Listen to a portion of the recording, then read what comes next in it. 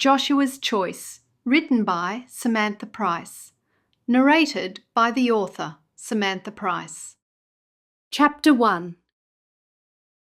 Joshua Fuller, the third son of Obadiah and Ivy Fuller, knew many girls liked him. He often noticed the girls at community events and meetings, huddled in groups whispering about him and sneaking glances his way. He'd taken many girls out on buggy rides, but had never taken the same girl twice. Lately, though, he hadn't asked any girls out, and there was but one reason for that. His gaze swept around the crowd, and as usual, his eyes settled on that one reason, that one girl. Her name was Adeline Miller. She wasn't the prettiest in the group, but neither was she the plainest. There was something about her quiet and gentle nature that had reached out and taken hold of his heart.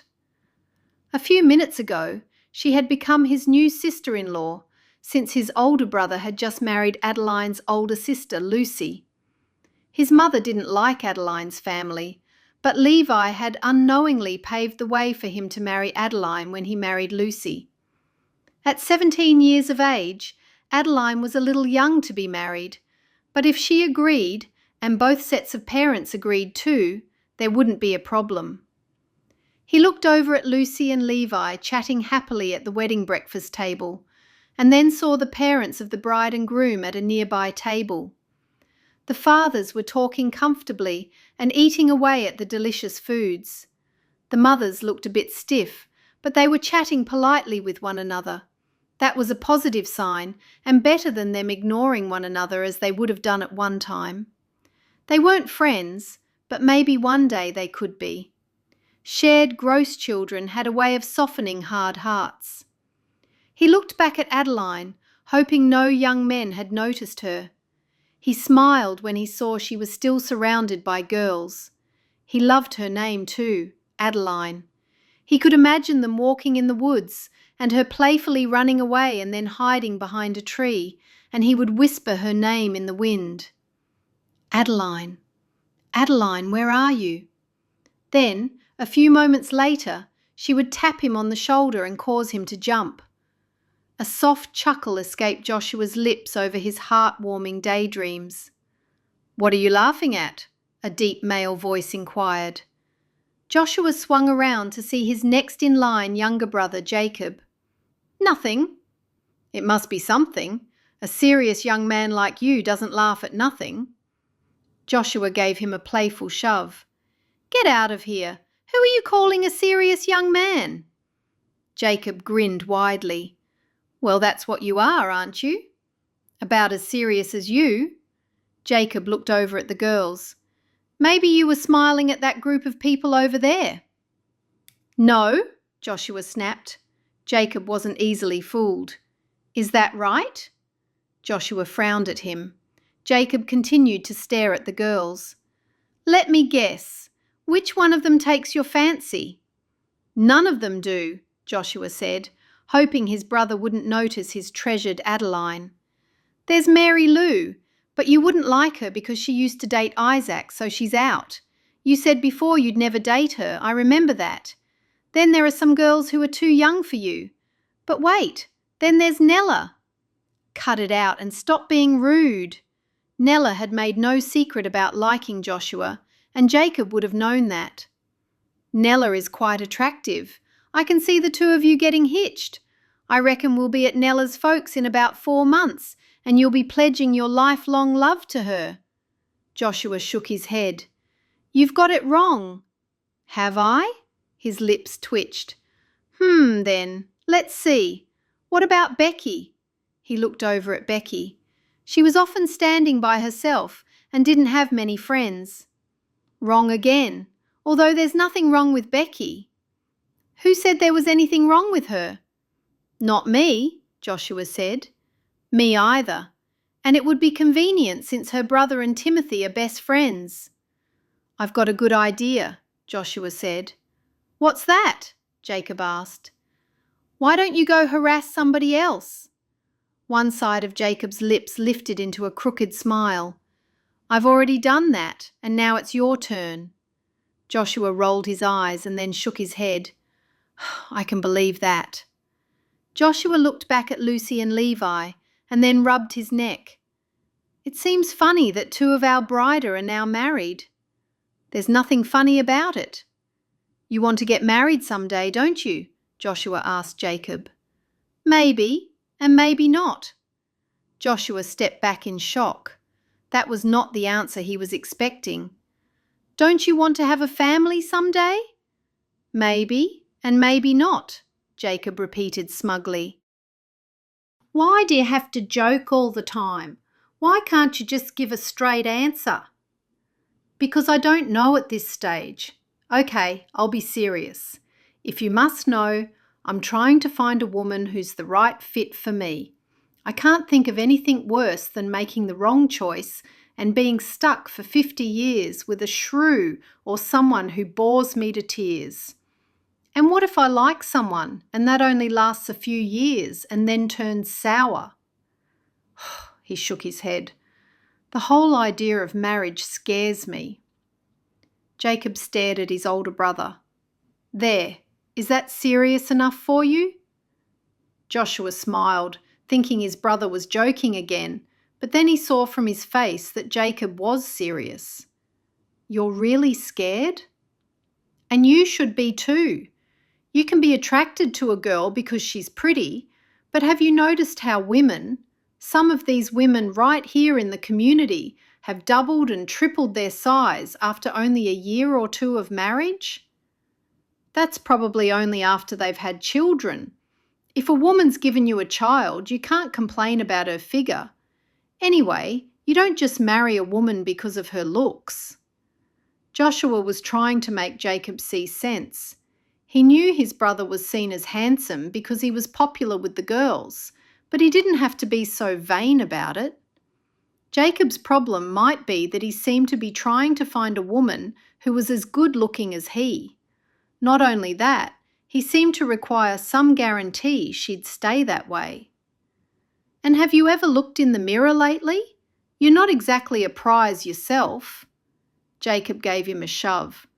I reckon I'm all right. All the girls seem to think so too. I could walk up to any one of them, ask them out, and there won't be one of them says no. Joshua scoffed. I doubt it. Okay, see that group of girls over there? I'll ask each one of them out over the next 2 weeks, and if one of them says no, I'll do all your chores for a whole year. Joshua looked over the group his brother was referring to. Adeline was in that group. Joshua jumped in front of him, blocking his view. No, don't! Jacob took a step to the side and studied the girls once more. Why not? All right, you win. I like one of the girls. There, satisfied? Not entirely. You're still holding out on me. Which one is she? I'm joking. I just don't think it's a good idea. It's stupid. Joshua spoke with all the authority he could, using his best older brother voice. Jacob carefully studied his face. I think you do like one of them, going by your worried face and flushed cheeks. Jacob then pointed his finger at Joshua's lips. And your trembling bottom lip. Joshua swiped at his brother's hand, and Jacob pulled it out of his way just in time. Cut it out! I don't have a trembling anything. Jacob stepped past his brother and closer to the girls. Let me see which one I think you'd fancy. Don't you have anything better to do with your time?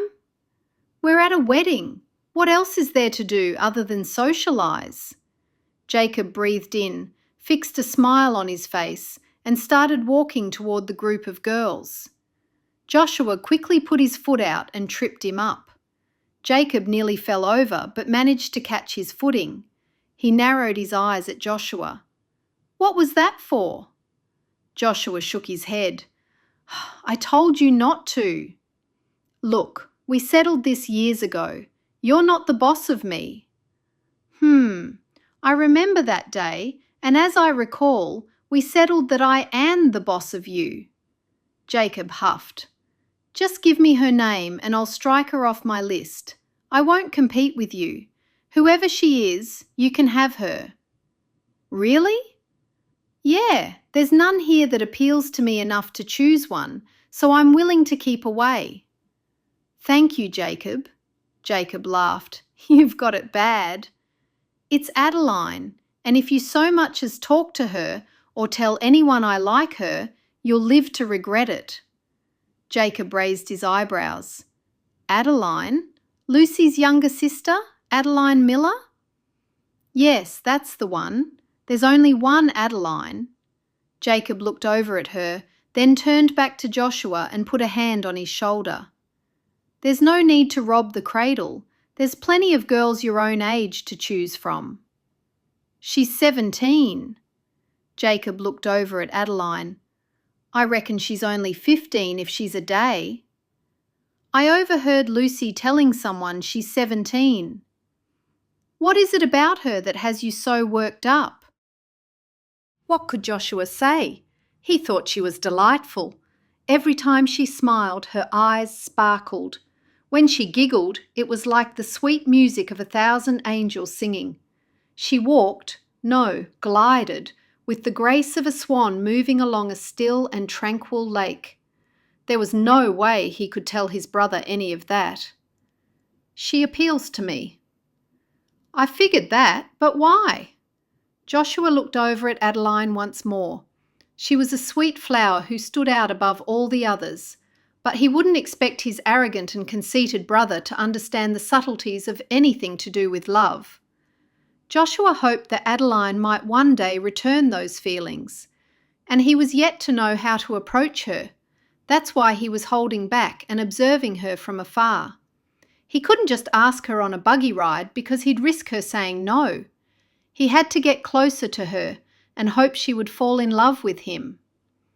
"I said, why?" Jacob repeated. Joshua turned back to see a stupid, lopsided grin on Jacob's face. "I can't say. I just find her appealing." "Each to his own, I suppose," Jacob said. "You would have dated all the single girls in the community about now, wouldn't you?" Joshua asked. "Yes, I'll have to go visiting soon and see what talent's in the other communities." Joshua shook his head. "You're just ridiculous. What will Mum say if you choose a girl in some far-flung community? You know what she's like about not having any girls and wanting us to marry so she can have someone who's like a daughter to her." Jacob looked over at Lucy and Levi and then moved closer to Joshua and, "We both know Mum wasn't overjoyed when Isaac married Hazel, and she wasn't happy about Lucy either. I don't see her jumping for joy if you and Adeline get together." Jacob wasn't telling Joshua something he didn't already know. He was well aware his mother wasn't happy with their two oldest brothers' choices in wives. But as much as he loved his mother, no one was going to have a say in who his wife was going to be. "We're talking about you, not me." "I'm just looking out for you. If I don't, who will?" Jacob asked. Joshua frowned. "I'm old enough to look out for myself. I'm just trying to protect you from our mother. If you look in another community, you're going to find a woman there. If you stay here, you'll eventually come across someone suitable. I'm sure of it." "The point I was trying to make was she mightn't like it, but I can't live my life around what the woman does and doesn't like. I'm a grown man. If I fall in love with a girl from another community, Mum will just have to accept that." "So you were looking for that one special love?" "I'm looking for it, but I don't expect to find it. I'm looking for love. I need to find a girl I'm so in love with that if she ends up eating herself stupid and looking like a fat old cow after we marry, I won't care." Joshua shook his head in disgust. "I'm sure God has something good in store for you, Jacob." "What do you mean by that?" "Maybe you need to be taught a lesson. You talk about women like they're not people. They are tender-hearted beings that we must protect and look after." Jacob's face soured. "You've gone soft. You must be truly in love." "Don't make a joke of everything, Jacob. Love is a serious thing, and choosing a is too. She will become part of you, and you will become part of her. The two of you shall become one in God's sight." Jacob roared with laughter and slapped Joshua on the back. "It sounds like you've been to too many weddings." "I'm hoping the next one will be mine." Jacob gave a gruff sound from the back of his throat. "I'm off to find the most attractive girl that I can drive home tonight, and trust me, she won't say no to this face." Jacob gave Joshua a wink. Joshua couldn't believe his brother's arrogant words, and he hoped he'd learn his lessons sooner rather than later. Jacob was a good-looking man, but with his awareness of those looks, pride had crept into his heart. Pushing his brother's words out of his mind, Joshua looked back at Adeline. She caught his eye and then quickly looked away. He was sure he saw a gentle blush colour her cheeks before she turned aside. What would he do if Adeline rejected him? He wouldn't be able to bear it. He had to figure out a way for her to get to know him in a slow and natural way. It had to help that her sister had just married his brother. Chapter 2. Adeline turned away as quick as she could when she saw Joshua Fuller staring at her again. The only thing she could do was turn her back because she didn't want him to see her beet-red cheeks that were burning. Her younger sister Catherine and she were wedding attendants for their older sister Lucy's wedding. It was exciting to have the first wedding in the family, and Catherine and she had spent the last few weeks helping Lucy sew all the wedding dresses and the suits for Levi and his two friends. As Adeline had sewed, she'd imagined what it would be like when her wedding day came. Who would she marry? Now the only man she had on her mind was Joshua. She hadn't given him any thought until she noticed him during the wedding preparations, and he'd come to her attention because he kept looking at her. Little by little, he began to grow on her. Adeline wondered what Joshua saw in her and whether he would rule her out as a potential wife for being too young. Or did he plan to wait until she was older before he made a move? She was ready to get married right now. That was what she wanted, and then she'd be a young mother and grow with her children. She considered she was equally as mature as Lucy. Adeline had always felt older than her years. "There he is," she heard one of the girls whisper to another of the girls in her group. She looked over to see that it was Mary Lou speaking. Quickly, Mary Lou fixed a smile on her face and started walking. In Adeline's heart, she knew she was heading to talk to Joshua. Upset by the thought of the more experienced woman talking to the man she liked, Adeline walked away. When she'd taken a few steps, she turned around to find out she'd been right. As Mary Lou talked with Joshua, Adeline studied Joshua's face to see if she could find some hint of whether he liked Mary Lou. She knew from her older sister that Mary Lou liked Joshua, and she'd been asking about him. There must have been something about the Fuller boys that Mary Lou liked, given her history with them. All of them were handsome, that was for certain. Mary Lou was older than Joshua, but from the way she was talking with him, it didn't bother her in the slightest. The other person who stood in the way of Adeline and Joshua's happiness was Nella. Nella had asked Lucy for help in pairing her with Joshua. It seemed everybody wanted to marry Joshua. Adeline heaved a sigh and walked over to sit next to her newly married sister, sitting happily at the wedding table with her new husband. Lucy left off talking to Levi and smiled at her younger sister. "Are you having a good time?" Adeline asked her. "I am. Are you?" "Yes, everyone is," Lucy sighed. "It was a beautiful wedding, if I do say so." "It hasn't finished yet," Adeline said. "I know, and I'm going to enjoy every minute of it. You don't have to sit by me. Go talk to friends or make some new ones." Lucy leaned closer to her. "There are lots of visitors. You might even find a boy that you like." She kept it secret from her sister that she'd already found one. If Lucy found out, she might mention something to Levi, and then Levi would surely say something to Joshua. That would be so embarrassing. And what if she was wrong about him liking her? There was always that chance. What if Joshua had been looking at her for an entirely different reason? It was possible he was looking at her because he thought she was odd, or maybe he just wanted to be friends with his new sister-in-law. Adeline then noticed Nella beckoning for her to come back. "I'll be back in a minute," Adeline said to Lucy. "Take your time, mingle." Adeline hurried over to see what Nella wanted. "What's wrong?" "You guessed it. Something's very wrong." "I can tell by your face. What is it?" "It's that Mary Lou. She's been talking to Joshua for the longest time." Adeline looked down at the ground. The last person she wanted to talk to Nella about was Joshua. It was awkward having two of her friends liking Joshua. "Will you go over and join the conversation?" "It'll look too obvious if I do it," Nella said. "I can't." "Of course you can. Just go up and talk about something with them." Adeline shook her head. "No, I can't do it. I'm too shy to do that." "Well, at least go close enough to hear what they're saying." "Why don't you?" Nella's eyes opened wide. "Because he probably already knows I like him, and it'll be too obvious. It'll look like I'm jealous and that I'm a different type of girl from the one I am." "But what will he think of me if I go and barge into their conversation?" Adeline bit her lip. She wanted Joshua to have a good impression of her. "You don't like him, so it doesn't matter." Adeline nodded. She had to let Nella think that. "If you don't do that for me, I don't know who will." Nella stood there looking around. "I can't see anyone else I can ask. There's no one I can trust like I trust you."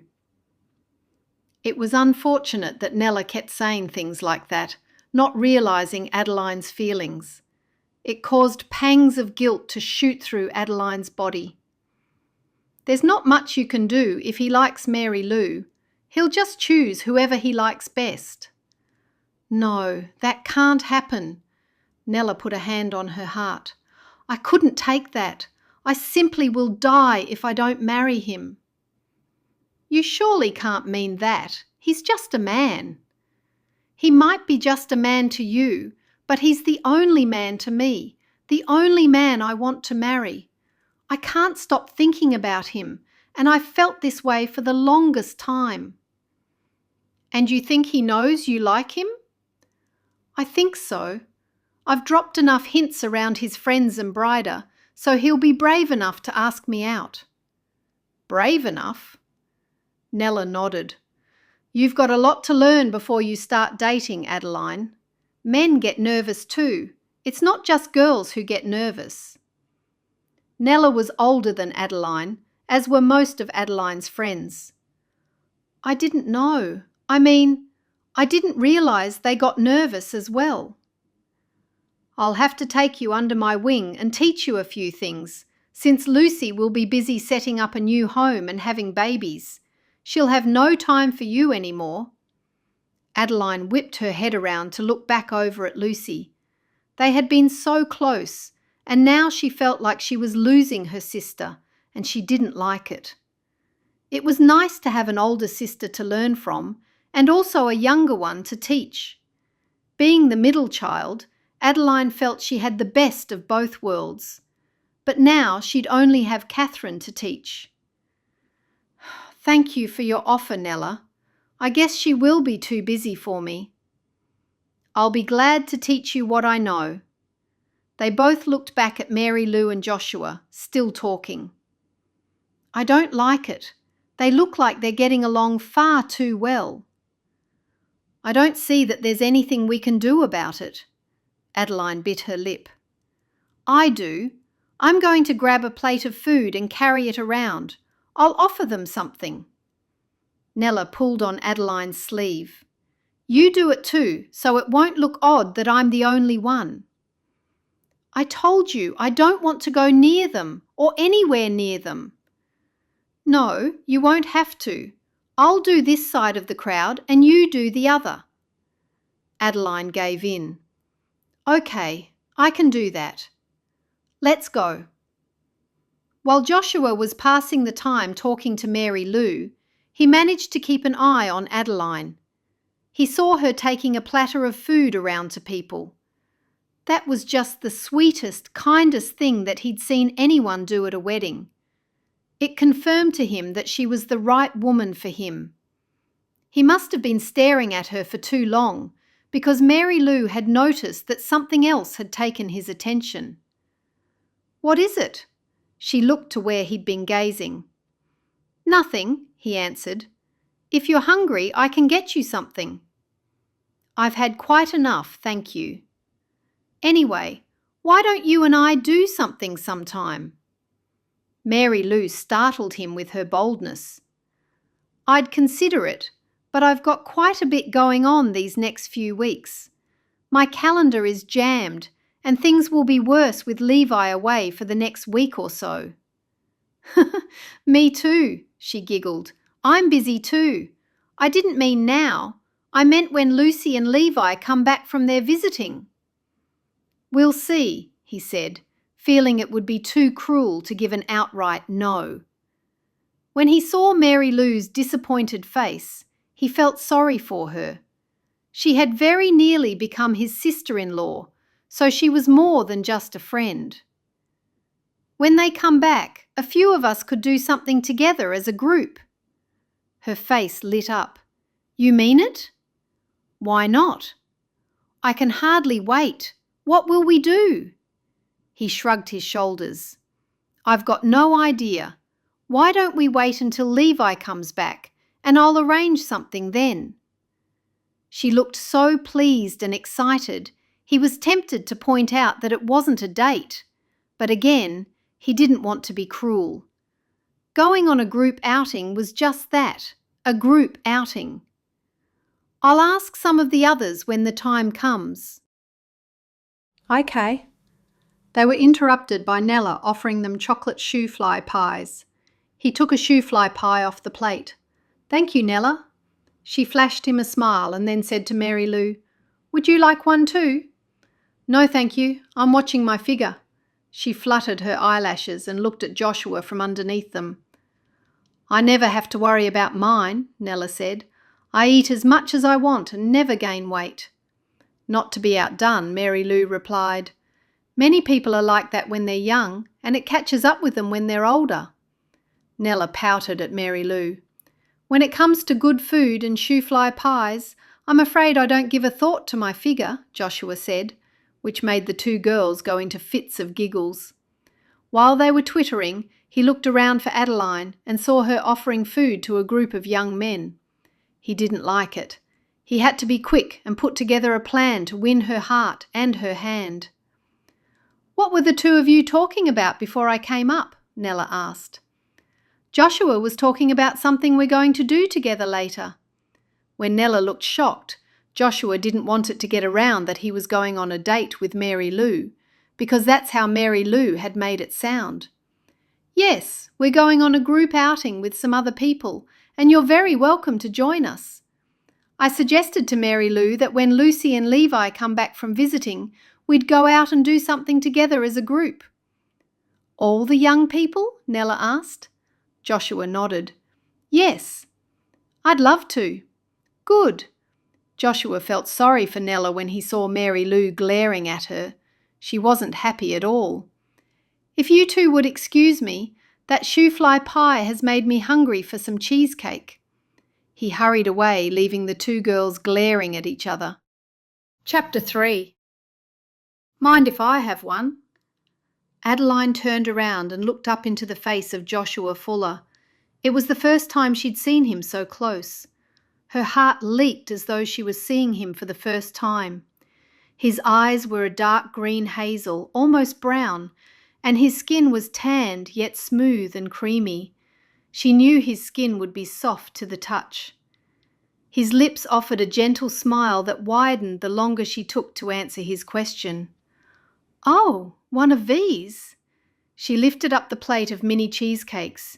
"Yes," he chuckled softly, "one of those." "Of course." He took one and held it in his hand. "A group of us are going to go out together and do something exciting." He gave a little chuckle. "It will be when your sister and Levi come back from visiting." "What are you going to do?" I'm not sure. Is there something you'd like to do? I'm invited? Of course you are. I should have asked you. I meant to. Would you like to come with us? Oh. Her cheeks burned and she wished she knew how to act and what to say. She didn't have much experience with the opposite sex. If only she'd had an older brother, then she would have had young men coming to the house and she would have gotten used to them. I guess I'll come then. Good. I'll check back with you closer to the time. No longer could she look into his eyes. With her stomach aflutter, all she could do was to give a quick nod, and then she hurried away. Adeline put the plate of food back onto the table and ran to Nella, and stopped when she saw Nella deep in conversation with Mary Lou. She stayed back, just close enough to hear what was being said. He asked me out on a date, and then you came up and pushed your way into everything. Mary Lou was angry, going by the tone of her voice and the way she was glaring at Nella. It wasn't a date. He said it was a group outing for all the young people. Adeline was heartbroken. It sounded like Joshua had given the same invitation to Mary Lou and Nella that he'd just given to her. Then it dawned on Adeline that he had said right away that it was a group thing. Somehow she'd chosen to ignore that part of the invitation. Apparently, so had Mary Lou. Again, she focused in on what the girls were saying. It probably wasn't a group outing until you pushed yourself in, Mary Lou replied. Stop it, Mary Lou. You're being mean. I'm not. I'm just telling you how it is. He's nice and didn't want to make a fool of you, so he had to invite you too because you overheard him. That's what kind of a man he is. But it's really me he's interested in. It's not. It's me. Fearing she'd be drawn into the conflict between the two young women, Adeline turned on her heel and went to walk away. But Nella saw her. Adeline, come here. Adeline turned around and slowly walked over. Yes? Who do you think Joshua Fuller likes, Mary Lou or me? She could feel Mary Lou glaring at her while she thought how best to answer that question. How would I know? I wouldn't have any idea. She's just a child, Mary Lou said. Nella frowned at Mary Lou. Yes, let's talk about age. Exactly how old are you, Mary Lou? You're a lot older than Joshua. Age doesn't matter. You're far too old for Joshua, and you threw yourself at Levi and you were too old for him too. You should go for a man your own age. I don't think there should be ugly talk like this, Adeline said. Joshua will choose the woman he wants. There's no need for us to argue amongst ourselves. God has somebody for each of us. Mary Lou scowled at Adeline, took 3 strides to stand right next to her, and leaned over so her lips were close to Adeline's ear. You have no idea what you're saying. You're too immature. Then Mary Lou shot Nella a filthy look before she stomped away from both of them. Nella took a deep, long breath. I shouldn't have gotten into an argument like that. It was pointless. She just makes me so mad, though. I don't know why she does. She just does. It's almost like she tries to set me off. I really hope she doesn't marry Joshua, or I'll simply die. Nella, you must stop saying you'll die. It's not a good thing to say. I only just said it then. I don't say it all the time. You do. You've said that at least 4 or 5 times today. You'll die if Joshua does this. You'll die if Joshua does that. You'll die if you don't marry him. Die, die, die. Nella giggled. Okay, I'll stop saying it. Thank you, Adeline. I didn't realise. I'll have to listen to what I say. Chapter 4. Why were you talking to Joshua? Do you like him? He's one of our brothers-in-law now. Adeline didn't want Catherine to know she liked Joshua, in case her younger sister let it slip to someone. Mine too, but he didn't look for me and talk to me. I watch people and study them. He likes you. No, he doesn't. And perhaps, I don't. Don't what? A slight smile turned Catherine's lips upward. Whatever you were just about to say. Catherine giggled. You like him. I'm telling Mum you like him.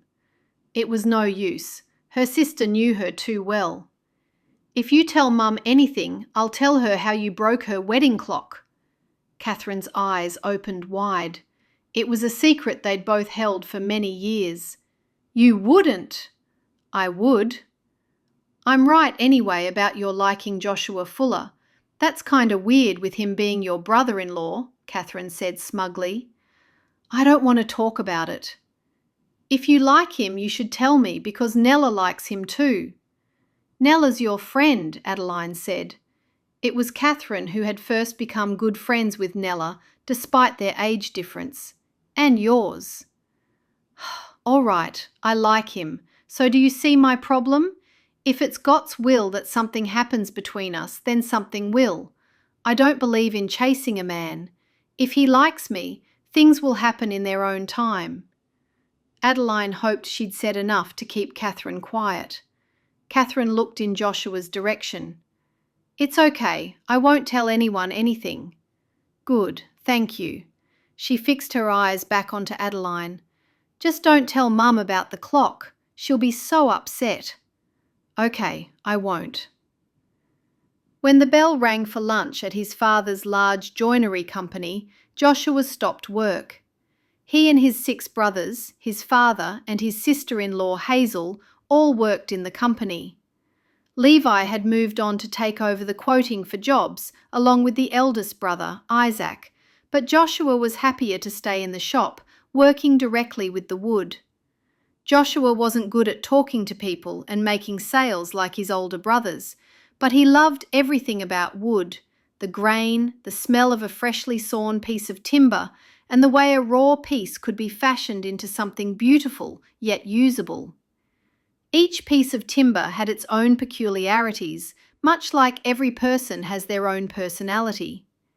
Every day at lunchtime, he and his brothers would walk up the road to have lunch at the same cafe. As they were walking past Hazel's office, Hazel called out to Joshua. He stuck his head through her doorway. Yes, Hazel? I have a surprise for you. For me? Yes, come with me. Joshua followed Hazel through the back of the storage area, opened the back door, and there was Mary Lou. He stared at her, wondering what she was doing and why she was standing there grinning. Then his gaze fell to the table she was standing beside. It was a small round table covered with food, and nearby were 2 chairs. He looked at Mary Lou and then looked back at Hazel, waiting for some kind of explanation. Surprise, Joshua, Mary Lou said. I've made lunch for you. Chapter 5. Joshua's heart sank. This was the worst possible thing that could have ever happened to him. Now he knew for sure that Mary Lou was pursuing him. He couldn't understand it. He had given her absolutely no hint that he liked her back, and he remembered how she had thrown herself at Levi after their oldest brother had rejected her. He felt sorry for her and thought she was a nice enough girl, but he definitely didn't want to have lunch with her. What's all this? He looked over the table of food while wondering how best to handle the situation. I made a special lunch just for you. That's very kind of you, but it's not even my birthday. She giggled. I figured you needed to be spoiled. Everyone needs that once in a while. Sit down. He turned around, hoping to get help from Hazel, but she'd disappeared completely. He tugged at the neck of his shirt to loosen it. He felt he was being strangled. It's very kind of you. That's just the kind of person I am. Kind, she giggled again. Sit down, she ordered. He pulled one chair away from the other one so he wouldn't be sitting too close. There was no other way around it. By the end of the lunch, he had to let her know he didn't return her feelings, even if he had to tell her outright. I've got cold roast chicken, coleslaw. It all looks delicious. I'm a very good cook. I'm not being prideful. I'm just saying the truth. I can see that. He went to take a plate and she quickly snatched it from him and started filling it with food. "I'll do that. I don't want you to lift a finger." "Thank you." "How has your day been so far?" "Very busy. It's usually hectic around here. Aren't you working today?" "No, I've got the day off." "That was very kind of you to make all this, and now you've wasted your day off on me." "It's not wasted. I wanted to do this. Wasn't it a nice surprise?" "A huge surprise." He scratched his forehead. "Why do all this for me, though?" She looked across at him just as she was piling chicken on his plate. "You work so hard. You deserve a good meal." "That's enough chicken, thank you." He took the plate from her and placed it in front of him. "The boys and I usually go up the road to the coffee shop for lunch." "I know. I saw you all there once. You probably don't remember." He didn't. "Eat. Don't wait for me," she said. He cut a piece of chicken and then glanced over at her to see that she was looking pleased with herself. It was a lovely gesture she'd made. "You put a lot of effort into this. I appreciate it." He popped the chicken into his mouth. She fluttered her lashes at him.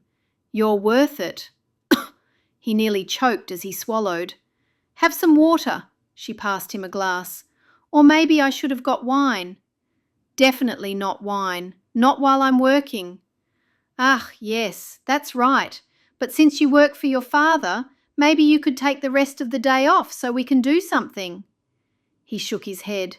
It was a dreadful idea, and her perception was all wrong. The fact that he worked for his family meant he had to work harder to prove himself, not take time off whenever he felt like it. "It's because I work for my father that I can't. I'm the main one in the workshop now that Levi is doing the quotes and ordering with Isaac." "What do you have to order? Don't you make all the kitchens here?" "Yes, we do, but there's hinges and handles and so forth. We don't make them. Then some of them are bits and pieces, and for the more unusual work we make all the special orders. Most everything we do is custom made." He knew he probably wasn't making much sense, but he'd never been good with words. That's one of the reasons he didn't deal directly with the customers. "Well, surely there wouldn't be many of those, and wouldn't you already have a stock of hinges and handles?" He nodded. "Some." He kept eating, hoping she wouldn't ask again for him to take the day off. How would he let her down gently? He didn't want to hurt her feelings, especially when she'd gone out on a limb to do this. It was the most awkward he'd felt in his life. "Are you enjoying the food?" "It's wunderbar. Much better than the food from the cafe." "We'll have to do this again." He couldn't let it go on without saying something. He swallowed hard. "Look, Mary Lou, I'm very flattered that you've done all this just for me. The thing is, you deserve someone much better than a simple man like me." "Don't be silly, Joshua. You're the most wonderful man I've ever met." How could what she said be true when she'd also liked his 2 older brothers? He stared at her, hoping he could put the right words together to honestly convey his feelings, while at the same time sparing hers. "There is a significant age difference between us." "Oh, Joshua, that's so sweet." She fluttered her long eyelashes at him once more. "I don't mind that you're younger." Joshua looked down at his water, now wishing it was wine. He could do with a stronger drink right now. The girl just wasn't taking a hint. He tried again. "We don't have anything in common." "We are both in the same community." "And?" he asked. Now she looked hurt. "I don't know what you mean." He didn't either. He was clutching at straws. Then a smile broke out on her face. "It doesn't matter. Men and women don't have to have anything in common. I know what the problem is. You've never had a girlfriend, have you?" "It's true, I haven't. Nothing serious anyway." Her face beamed. "That's why you don't know how things work." He shook his head. "I'm pretty sure I do know how things work." "You're not eating much." He ate some more chicken. If he said what was really on his mind, she'd run off crying. He figured the best thing to do was eat the lunch and tell her another day that he wasn't interested in her. Mary Lou would still be hurt, but it seemed almost cruel to tell her over the lunch that she'd gone to so much trouble to prepare.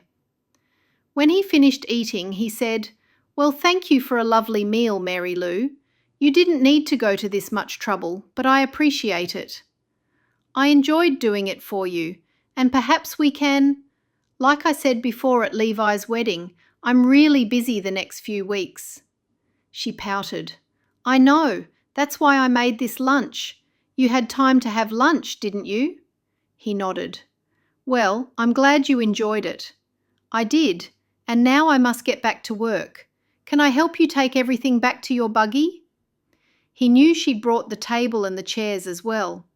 "No, I can do it. You go back to work. I don't like to keep you since you're so busy." She stood up abruptly and started packing up the food, making it very clear by the way she was pouting that she was upset. "Look, Mary Lou, I appreciate your kindness in making this lunch." She spun around to look at him. And, thank you. Now I must get back to work." "Yes, you go. I know how important your work is." "I'll see you soon." "Okay, bye." "Bye, Mary Lou, and thank you." She gave him a strained smile before she turned away. He hurried back to the workshop, and on the way he found Hazel in her office sipping a mug of steaming coffee. He stuck his head through her doorway. "You could have warned me," he whispered. "I'm sorry, but there wasn't much I could do. It was all last minute." He sighed. "Try to give me some warning if this kind of thing happens again." "I will. I take it lunch didn't go so well?" Hazel asked. "No, I've never liked surprises, although it was a kind thought." Hazel nodded, and then he hurried back to start work. It hadn't been a break, not really. It had only made him tense, trying to skirt around the issue of his lack of feeling toward her. And indigestion was likely to follow. He wanted to tell Mary Lou that he liked someone else and would never be interested in her, not in a gazillion years, but he was happy with his decision not to tell her his true feelings today. Hopefully what he'd said had given her a big enough hint. Chapter 6. As Joshua took up where he'd left off before lunch, his brothers returned from their usual haunt. "Where were you?" Benjamin, his youngest brother, asked. "I had lunch here." "I saw Hazel calling you. What was all that about?" He looked around, and when he saw his other brothers weren't nearby, he answered, "It was Mary Lou. She'd made me lunch. She went to a lot of trouble." "Made you lunch and brought it here?" "Yes, as a surprise. Anyway, keep it to yourself." "Who would I tell?" "Everyone," Joshua answered. "I won't. Your secret's safe with me." Benjamin gave him a wink. "It's not like that. I don't like her, not that way." "What? Are you crazy? She's beautiful." "She might be, but don't you think it's weird? I mean, she was dating Isaac for years, and then she liked Levi, and now she's moved on to liking me." "She can't help it if she's got bad taste in men." "Get out of here," Benjamin laughed. "Hey, as long as you're not interested, do you think I'd have a chance?" "There's no way in the world. You're way too young for her." "You're younger than her too." "Yeah, but not by much. Not as much as you. Now get back to work." Benjamin walked away. He pitied the poor girl who ended up with Benjamin. At 16, he had a lot of growing up to do. He had no idea about girls and seemed to like them all. He was a maverick, Joshua thought, but a good-hearted one. Adeline was pinning out the last of the washing when she heard a buggy. Catherine would normally be helping her, but she was in bed with a bad cold. Their mother was out visiting and their father at work, so Adeline was left to do everything. She quickly pinned out the last dress and hurried to see who their visitor was. It was too early to be her mother back home, as she'd only just left. When she got around to the other side of the house, she saw Mary Lou stepping down from the buggy. "Hi, Mary Lou." Since Mary Lou was older, she was on the outer fringe of Adeline's group of friends. "Hi, Adeline. I've got the day off, and I thought I'd stop by to see you." "Great, come inside. I've just finished hanging out the laundry, and I can do with some company." She took Mary Lou through to the kitchen, and they both sat down at the kitchen table. "Now, would you like hot tea or coffee? Perhaps a cold drink?" "No, thank you. I've just come from lunch." "Okay, then let's go sit in the living room." Adeline was pleased to have a visitor, and the reason was if Adeline's mother came home and complained that she hadn't gotten much work done, she could always tell her it was because Mary Lou interrupted her chores. Once they were sitting on the comfortable couch, Mary Lou said, "You haven't asked me about my lunch." "Where did you go?" "I had lunch with Joshua." Adeline's heart sank. "You did?" When she'd seen Mary Lou and Joshua talking at the wedding, she'd never dreamed he would have asked her out. Had Mary Lou come there to boast? Did she know somehow that she liked him too? "Yes, we had a cosy lunch not far from where he works. I can't wait to tell Nella." "Why would you want to tell Nella?" Mary Lou laughed. "Nella likes him. Surely you know that." "I can't say what I know. I don't like it when talk gets around. If I say something, then someone will say I said it, and how they tell it might not be correct. Dad says that's gossip." "Everyone knows Nella likes him and has liked him for ages. It's not gossip when it's a cold, hard fact." Mary Lou was speaking gruffly, and Adeline was a little wary of her.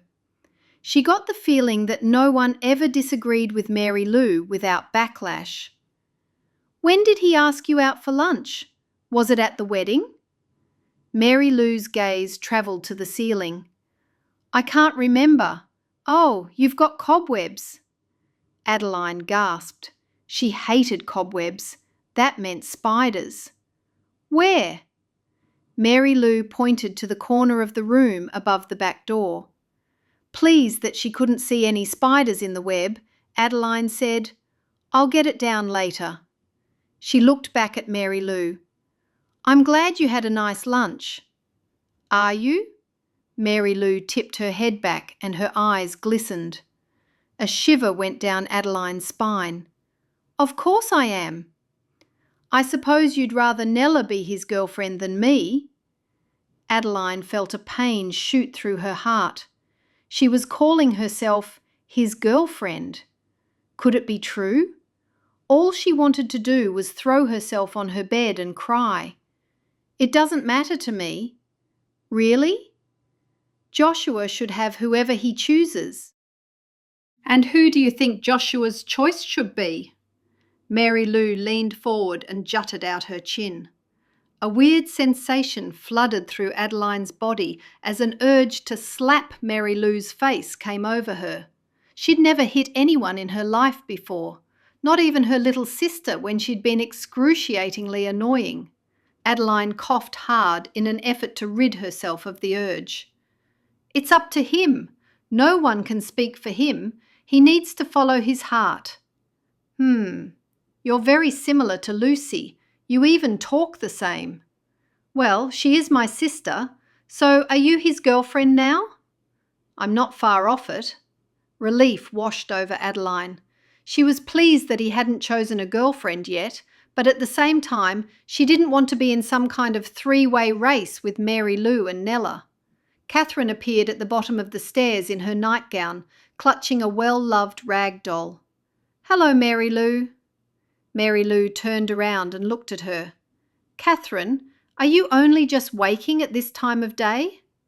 "She's got a bad cold," Adeline explained. Catherine walked a few steps closer. "I just came down for water. I've drunk my whole pitcher. Mum told me to drink a lot." "Go back to bed. I'll refill it in a minute." "Now please, Adeline, Mum said I need to drink a lot to get rid of this cold." "Okay, just go back and I'll bring more up." You're a bit old for dollies, aren't you? Mary Lou smirked at Catherine. Catherine walked over and sat next to Mary Lou. No, I'm not. I'm going to sleep with this one forever. She hugged it to herself. She used to cry if anyone took it from her when she was a baby. Our grandmother made it for her before she died. Well, she couldn't have made it after she died. Mary Lou laughed, but no one else did. She edged herself away from Catherine. Don't sit so close. I don't want to get ill. I'm too busy for that. I don't get paid for sick days. Catherine coughed without covering her mouth, and Mary Lou sprang to her feet. I'll stop by another time, Adeline. Are you going already? Adeline asked as she too stood.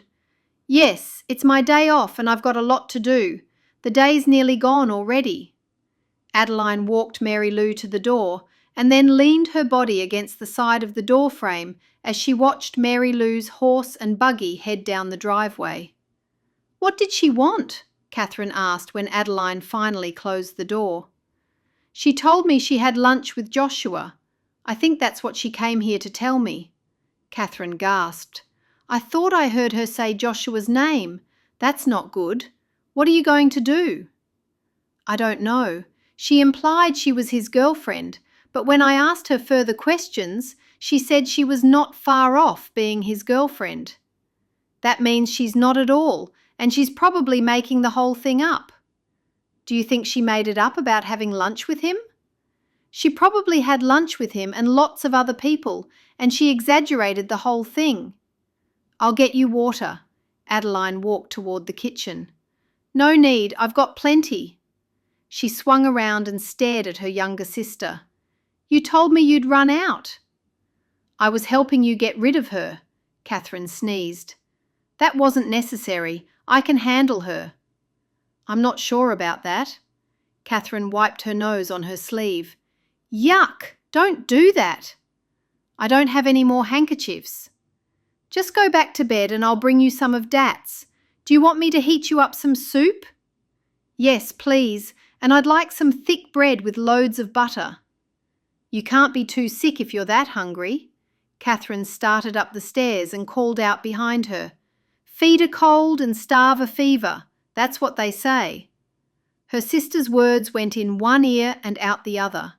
Adeline was too concerned about what Mary Lou had told her. She knew she had to leave things be and not worry, but why had Mary Lou visited her and told her she'd had lunch with Joshua? Was she hoping that she would then tell Nella? That had to be it. If Joshua had any feelings for her at all, Adeline thought as she was getting her sister's soup warmed, he wouldn't have had lunch with Mary Lou. That meant she'd misread his glances, had been wrong about him liking her. It was a horrible thing that the first man she'd ever liked didn't like her.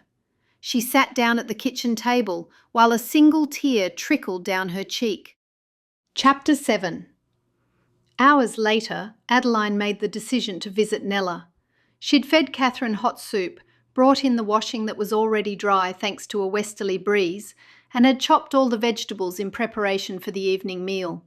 The rest she'd do when she got home. On the days her mother spent visiting, she never liked to cook when she got home. Adeline left a note for Mum saying that she'd do everything to finish the meal preparations on her return. When Adeline pulled her buggy up at Nella's parents' house, the front door opened immediately, and instead of Nella standing in the doorway, it was Nella's mother. Adeline secured her horse and buggy and then walked over to her. I'm so glad you've come, Adeline. Nella is so upset she's making herself sick. What's wrong? Best you talk to her yourself. She's in her bedroom. Adeline hurried to her friend's room, the last on the left down the narrow, dark hallway. She knocked on the door when she found it closed. Who is it? Asked a small voice. Adeline. Come in. She opened the door to see Nella sitting up in bed and wiping her eyes as she turned and swung her feet to the floor. What's happened, Nella? It's Mary Lou. What's she done? Adeline wondered if she'd already heard about Mary Lou having lunch with Joshua. She and Joshua, she started crying. What? Don't be so upset. She rested a hand on Nella's shoulder. Nella took a deep breath. She and Joshua had lunch. Yes, I know. She stopped by my house to tell me today. How did you hear about it? Because Mrs. Dalton saw Mary Lou there, where Joshua works. She was there getting a pantry door replaced. Mary Lou told her she was having lunch with Joshua. Mrs. Dalton told Mum. Oh, well, it mightn't be as bad as it sounds. It is. It is. I'm sure of it. What about how they were talking for so long at the wedding? That doesn't mean anything. They were just talking. It's not as if they've announced their marriage. Don't even say that. When Adeline looked into her friend's red, tear-smattered face, she knew she could never have Joshua, not with Mary Lou liking him and now Nella being so fixated on him. I'm happy you came here, Nella said, sniffing back tears. I don't like to see you so upset. I won't be if you help me. Help with what? Adeline asked. I have a plan to make Joshua my boyfriend. Will you help me? I need your help. If she couldn't marry Joshua, she wanted it to be Nella who married him. Mary Lou needed a strong-willed man who wouldn't let her control him. Okay, I suppose. What is it? Nella sniffed. I've been thinking while I've been sitting here alone. I can't just do nothing. I have to try something. You know how the 3 oldest Fuller boys help the elderly and the widows around their houses every Friday afternoon? Yes. Well, my old Uncle Trevor needs things done. Does he? Not really. Nella managed a little giggle. But he could, if you get my meaning. Adeline twirled her prayer cap strings around her finger. She didn't like to be drawn into deception. Oh, I see. And if the Fuller boys go out to your uncle's farm, you'll be there. Yes, but it won't be all 3 of the Fuller boys who go. I'll make sure that it's just Joshua who goes there. How are you going to do that? Well, that's where you're going to have to come in, Nella said. Go on. Since your sister just married Levi and Hazel is married to Isaac, Levi's brother, that sort of makes you and Hazel related. I guess so. Can you ask her to arrange that it's just Joshua who goes to my uncle's place? I know for a fact that Hazel is the one who organises their Friday afternoons. Okay, I can ask. Thank you, Adeline. Thank you so much. Can I tell her why? She might do it for love, in the interest of love. Okay, tell her whatever you have to. I just hope my plan works. Me too. When do you want to do it? This Friday? Yes. I don't know how I'll get to talk to Hazel before then. Stop by her work. Adeline gulped. She didn't want Joshua to see her there, at his work. Unless you want to stop by her house, but Isaac will be there and he'll hear everything. Adeline scratched her forehead. No, that wouldn't be good. So you'll do it? Reluctantly, Adeline agreed. She felt she had no other choice. You're awake. Yes, the only way I can breathe is to sit up like this. What's going on? You'll never guess what happened and what I have to do. What? I'll be back after dinner and I'll tell you everything. Adeline resisted Catherine's pleas and hurried back down the stairs to set the table for dinner. Throughout dinner, Adeline heard about her mother's visitings. Then her mother stopped and put her fork down. What's wrong? Nothing. You've barely said 2 words. Adeline could have said she couldn't get 2 words in because her mother hadn't stopped to take a breath, but she would have earned a reprimand from her father if she'd said that. What did you and Catherine do today? She wrinkled her nose and looked over at her father, who was silently cutting up the meat on his plate. Catherine stayed home in bed and Yes, I know you went out. You didn't rub the horse down properly and he was in the wrong paddock. Oh, I'm sorry. Well, what was so important that you left your sister alone while she was sick? I gave her soup and then she wanted to sleep. I didn't think it would hurt for me to go out if I did all my chores. Where did you go? her mother asked again. I went to Nella's house. How is she? Okay. Then why have you been so quiet? Have I? She might be coming down with the same virus Catherine's got, her father suggested. Her mother stood up and leaned forward and held the back of her hand to Adeline's forehead. No, she doesn't feel hot. I feel okay. I'm just in a quiet mood. She was relieved when her mother and father started talking to one another and stopped talking about her. You know who I'm trying to get friendly with? Her mother asked her father. Who? He replied. Hazel's mother. She keeps to herself and she's very shy, but she needs friends. She hasn't made one single friend since she's been here. And you'll be her friend? Her father asked in an amused tone. Yes, I feel sorry for her. Things have never gone well for her. I like her. She seems nice, and you can never have too many friends. I'll visit her soon. Will you come with me, Adeline? Adeline had been thinking about Joshua, and when she heard her name, she looked up, not too happy about being involved in conversation. She just wanted to feel sorry for herself in silence.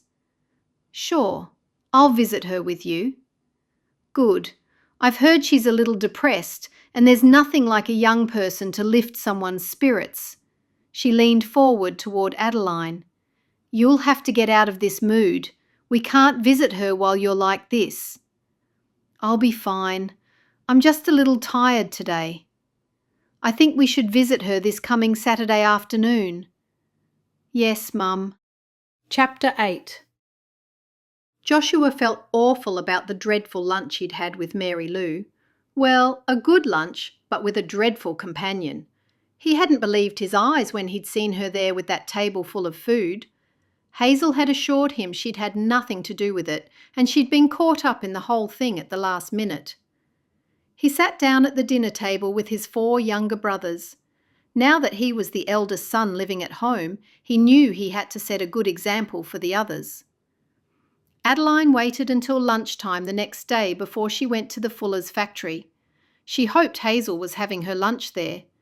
She parked the buggy as close as she could to the door and walked into the factory. All she saw was an open factory until she walked a few more steps, and then she saw 2 glass-walled offices off to one side. There Hazel was, in one of the offices behind a computer. She hurried to the door and knocked on it. Adeline, come in. Hazel sprang to her feet. I hope you don't mind me stopping by. Of course not. Have a seat. When Adeline was seated, Hazel sat also. The reason I'm here is I have a huge favour to ask you. It's not for myself, it's for someone else. I'll help if I can. It's to do with Mella. Everyone knows that you arrange Isaac and Levi, and also Joshua, to help people in the community on Friday afternoons. Yeah? Nella was hoping that you would organise Joshua to go to her Uncle Trevor's place on this Friday afternoon. Yes, I'll just write that down. What does he need done? Adeline looked down. Is it possible to arrange that Joshua goes there alone? Hazel stared at her. Why's that? Because Nella wants to be alone with him. Hazel's brow furrowed. Wants to be alone with her uncle?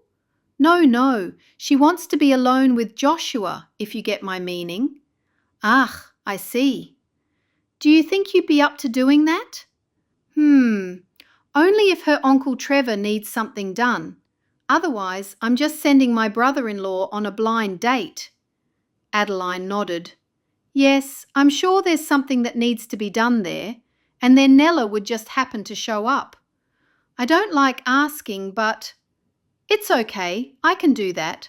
I'll find out from Nella what needs to be done at her uncle's house. Anyway, with Levi away this week, I was planning on sending the 2 of them to some of the places separately anyway.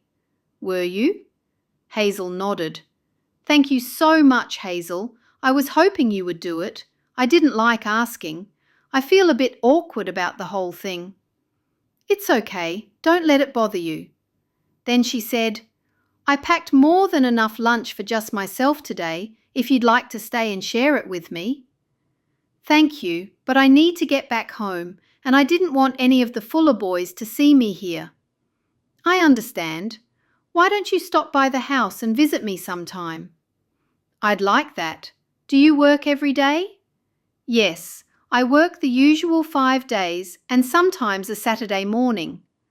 "I'll remember that, and I'll stop by one weekend in the afternoon, or you could come and visit us. Mum and Catherine would enjoy it too." Adeline didn't mention her mother's plans, knowing Mum wanted the visit the next day to be seen as spontaneous. Adeline left the Fuller's workshop, pleased with her interaction with Hazel. She was so sweet the way she had offered to share her lunch. It was Friday afternoon and, for some reason unknown to Joshua, it had been organised that he visit Trevor Yoder alone. That was odd, because he normally went with his 2 older brothers, and that way they got their jobs done in a third of the time, and then they'd go on to the next. Hazel was insistent that he go to old Trevor Yoder's by himself, saying that since Levi was away, Isaac and he would get things done quicker if they split up. She also said that Trevor's job was a job for one, and now that she was organising their Friday afternoons, he didn't like to disagree. The system they already had in place worked though, so why change it? He was glad that things would return to normal once Levi was back. It was more enjoyable working side by side with his brothers. He jumped down from his wagon as soon as he arrived at Trevor's house. Once he had wound the reins around the post, he made his way to the house to have a word with Trevor before he fixed the hole in his barn and to see if there was anything else that needed doing. He knocked on the door and was surprised that Nella answered it. "Nella, I didn't expect to see you here." "Uncle Trevor said to tell you he's sorry he wasn't here, and he wanted me to show you where the hole in the barn is." "Okay." She stepped out of the house and closed the door behind her. He wondered whether this was another setup. It had to be. That's something he'd take up with Hazel. If he finished early, he'd have a word with her today. Otherwise, it would have to wait until the very next morning. Everyone was working on this Saturday morning due to the large order of kitchenettes for a hotel. They had to finish them for delivery during the following week. She headed down the porch steps and then turned around to face him. "I suppose you're looking forward to getting married now that your 2 older brothers are married?" "Not especially." "Well, I mean, you're around the age to get married." Hazel didn't say if anything else needs doing here. "There's just the hole in the barn. Follow me, I'll show you." She pulled open the double doors of the barn and led him through to the back of one of the horse stalls. One of his horses kicked it in. "Where's your uncle today?" "He was going to be here, but he got called away somewhere. Do you need to wait until he comes back before you can fix it?" "No, I've got wood in the wagon that I can patch this with. It won't take too long. If he was here, I would have had a talk with him about how he wanted it done." "I'm sure whatever you do will be fine." "Okay, I'll just get the wood and my tools." He walked out of the barn with her following him close behind. "Do you mind if I watch you work?" "It doesn't bother me." She giggled. "Maybe I can help." "It's okay, I won't need any help. It's just a small job." He made 2 trips from the wagon with his tools and the wood he needed for the repair. All the while, Nella followed, talking to him. He measured the wood and then took hold of his saw to cut it. "I'm ready to get married," she said suddenly, just as he was about to start sawing. He froze and looked up at her in shock. "Oh. Do you know anyone who might be interested?" "There might be a lot of men. You just have to find someone that's compatible." "Maybe I already have." He nodded. "That's good." "Joshua, I'm talking about you." He gulped. "Me?" All he wanted to do was finish the repair and get out of the place. Since it was a small job, he'd left it until last. "Yes, you." He had to be honest. "Nella, I'm sorry. I'm flattered and I think you're nice, but I don't feel that way about you." Her face twisted as though she were in pain. He continued, "I don't know why I feel that way, I just do. Maybe it's because you don't really know me. Perhaps if we spend some more time together." That was something he couldn't do because the only woman he wanted to spend time with was Adeline. "I already have a girl I like." "You do?" He nodded. "Who is it?" "I'd rather not say at the moment." He looked back down and sawed the wood, and when he looked up again, Nella had gone. The last thing he wanted was to hurt her feelings, but the kindest thing he could do was tell her the truth. After the hole was repaired and his tools were back in his wagon, he knocked on the door and Nella opened it just slightly. "All done," he said. "Thank you," said a small voice. "Bye." "Bye, Nella."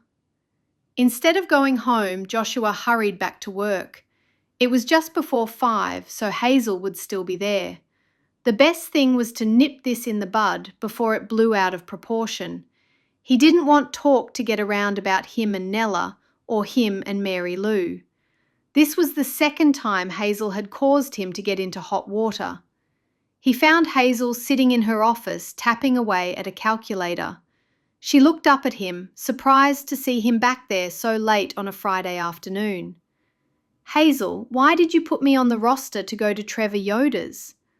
"Well, I thought it best because I already told you it was a small job and Levi wasn't here to do the usual thing of you all going together."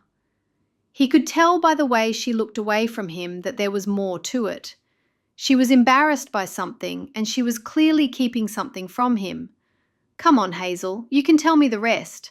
I know you were forced into it. I've only come here to ask you not to do anyone any favours again. First it was Mary Lou, and now you did a favour for Nella." He couldn't blame her. She was fairly new to their community and she probably just wanted friends. That was why it was difficult for her to say no to people. The thing was, she had to know not to do it again. "You've got it wrong, It wasn't Nella, it was Adeline who asked me." His heart beat faster when he heard her name. "Adeline?" "Yes, she asked me if you could go alone to Trevor Yoder's. I guess that's the same thing though. I'm sorry, I won't be drawn into anything again. And please don't say anything to Adeline." "Thank you for telling me, Hazel. I wonder why she would want me to do that." "It's obvious." He stared at Hazel. "Is it?" "She was only helping her friend." He was upset by that news. After he'd given Hazel a sharp nod, he stepped out of her office and came face to face with Jacob. "So, your Adeline isn't as sweet as you'd like to think, and she doesn't like you." Joshua didn't want to entertain the thought of Adeline not liking him. "I don't know how you could say that." "I overheard all of it. If Adeline was helping Nella be alone with you, that means she doesn't like you at all." It didn't fit with the woman he knew Adeline was. He'd have to confront her and ask her if she'd done it. Somehow Hazel must have been mistaken. Joshua shook his head. "I won't hear anything bad about Adeline." "I wouldn't call it bad. Like Hazel said, she was helping her friend. That's admirable." "I wish she wouldn't listen in all the time. It's very bad manners." Joshua took a deep breath. He couldn't bear it if Adeline was helping one of her friends win his heart. He didn't like to admit Jacob might be right, but it followed that if Adeline had schemed with Nella, Adeline couldn't like him. Jacob said, "If I were you, I'd give some attention to Mary Lou." "Really?" Joshua could scarcely believe his ears. "Why Mary Lou?" "I heard how she surprised you with lunch." "You heard?" "Yes. I'd love it if a girl did that for me." Joshua chuckled. "You told me you're irresistible to women, and now you tell me no girl's done anything like that for you?" Jacob's lips downturned. "That would only be because they wouldn't know if I'd like it or not." "Whatever you say." "Anyway, I wouldn't rule out Mary Lou just because she liked Isaac and then Levi. She's going down the line, isn't she? You'll be next. Joshua immediately felt bad about joking that way about Mary Lou. If she found out they were talking about her like that, she'd be crushed by embarrassment. Mary Lou's a nice girl, but she's not for me. She should have skipped you and gone straight to me. That would have saved us all some bother. Adeline doesn't care for you, and who can blame her? She's way too young. I'll wait. Jacob gave Joshua a brotherly slap on his back. It doesn't matter how long you wait. You'll still be that much older, and I don't think Adeline's the way you think she is. And what's that? Innocent and sweet. She is. Jacob raised an eyebrow. We'll see. Just forget it. Leave things be. Chapter 9. Mrs. Miller looked over at Adeline on Saturday morning. Don't forget, this afternoon we're going to visit Hazel and her mother. I don't like to leave Catherine for too long while she's still sick, so we'll have to be quick. And did I mention Catherine wants pumpkin bread? I'll make her some. Do we have a recipe for it in Mommy's box? No, go to the markets for me. Gracie sells pumpkin bread at her stall. I hope she has some today. If she doesn't, you should be able to find some somewhere else, at one of the other stalls. Adeline knew what was coming next. Her mother was going to ask her to go to the markets by herself. You want me to go alone? Good idea, thank you. That'll give me a chance to do some things around here while you're gone. Adeline walked outside and said goodbye to her father, who was finishing off painting a small table by the barn. As well as working every weekday, her father worked every second Saturday. He slowly straightened himself up. Where are you off to? Mum wants me to get something for Catherine. Herbs for that nasty cold? No, pumpkin bread. Where are you going for that? The farmer's market. His mouth turned down at the corners. You're going all the way there for that? Yes. Just that one thing? That's right. Does your mum know?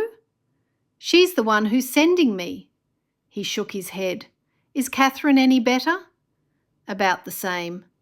Her father grunted, and Adeline silently agreed with her father. It was a waste of time and money going to the markets for one thing. Do you want anything while I'm there? He shook his head. I'll hitch the buggy for you. No, Dad, I'll do it. You carry on with your painting. All right. I like to finish a painting job once I start. That way the brush stays good. With this heat, it'd dry out if I left it too long. Adeline nodded and headed to the paddock to fetch the black horse. Midnight was their main buggy horse. The other one was Bonnie, and he was old now, nearly ready for retirement. While Adeline walked Midnight along the roads, she missed having one of her sisters by her side. Normally, Catherine or Lucy went everywhere with her. Now that Lucy was married, that left only Catherine to keep her company. It wasn't long before her thoughts turned to Joshua. Images of Nella and Joshua at Nella's uncle's place buzzed around in her mind. She didn't exactly know what Nella had planned for yesterday. One part of her wanted things to work out for her friend, but another part of her wanted Joshua to reject Nella's advances. She wanted Joshua for herself. If she gave Joshua one little bit of encouragement, however, or even if she smiled at him, she felt she'd be betraying her friend. Sighing, Adeline looked out over the patchwork of green fields as she went by them. Joshua was even further away from her and seemed to get further away yet with every passing day. Even if Joshua liked her, it wouldn't be right, because if she and Joshua became a couple, it would upset Nella too much. Then she realised she should have been more upfront with Nella and told her that she liked Joshua too. That would have been the sensible thing to do. Just as she pulled the buggy into the parking lot of the markets, she saw another buggy and a tall bay horse. At first, she thought it was Joshua standing by the horse talking to an English girl, and her heart nearly stopped. Looking closer, She saw it was his brother, Jacob. Jacob turned around and looked at her, as did the girl he was talking with. Then Jacob said something to the girl. She said something to him, and then the girl walked away. Jacob waited until Adeline got out of the buggy before he made his way over to her. "Hello, Adeline." "Hi, Jacob. What brings you here?" "My sister is sick and she's got a hankering for pumpkin bread."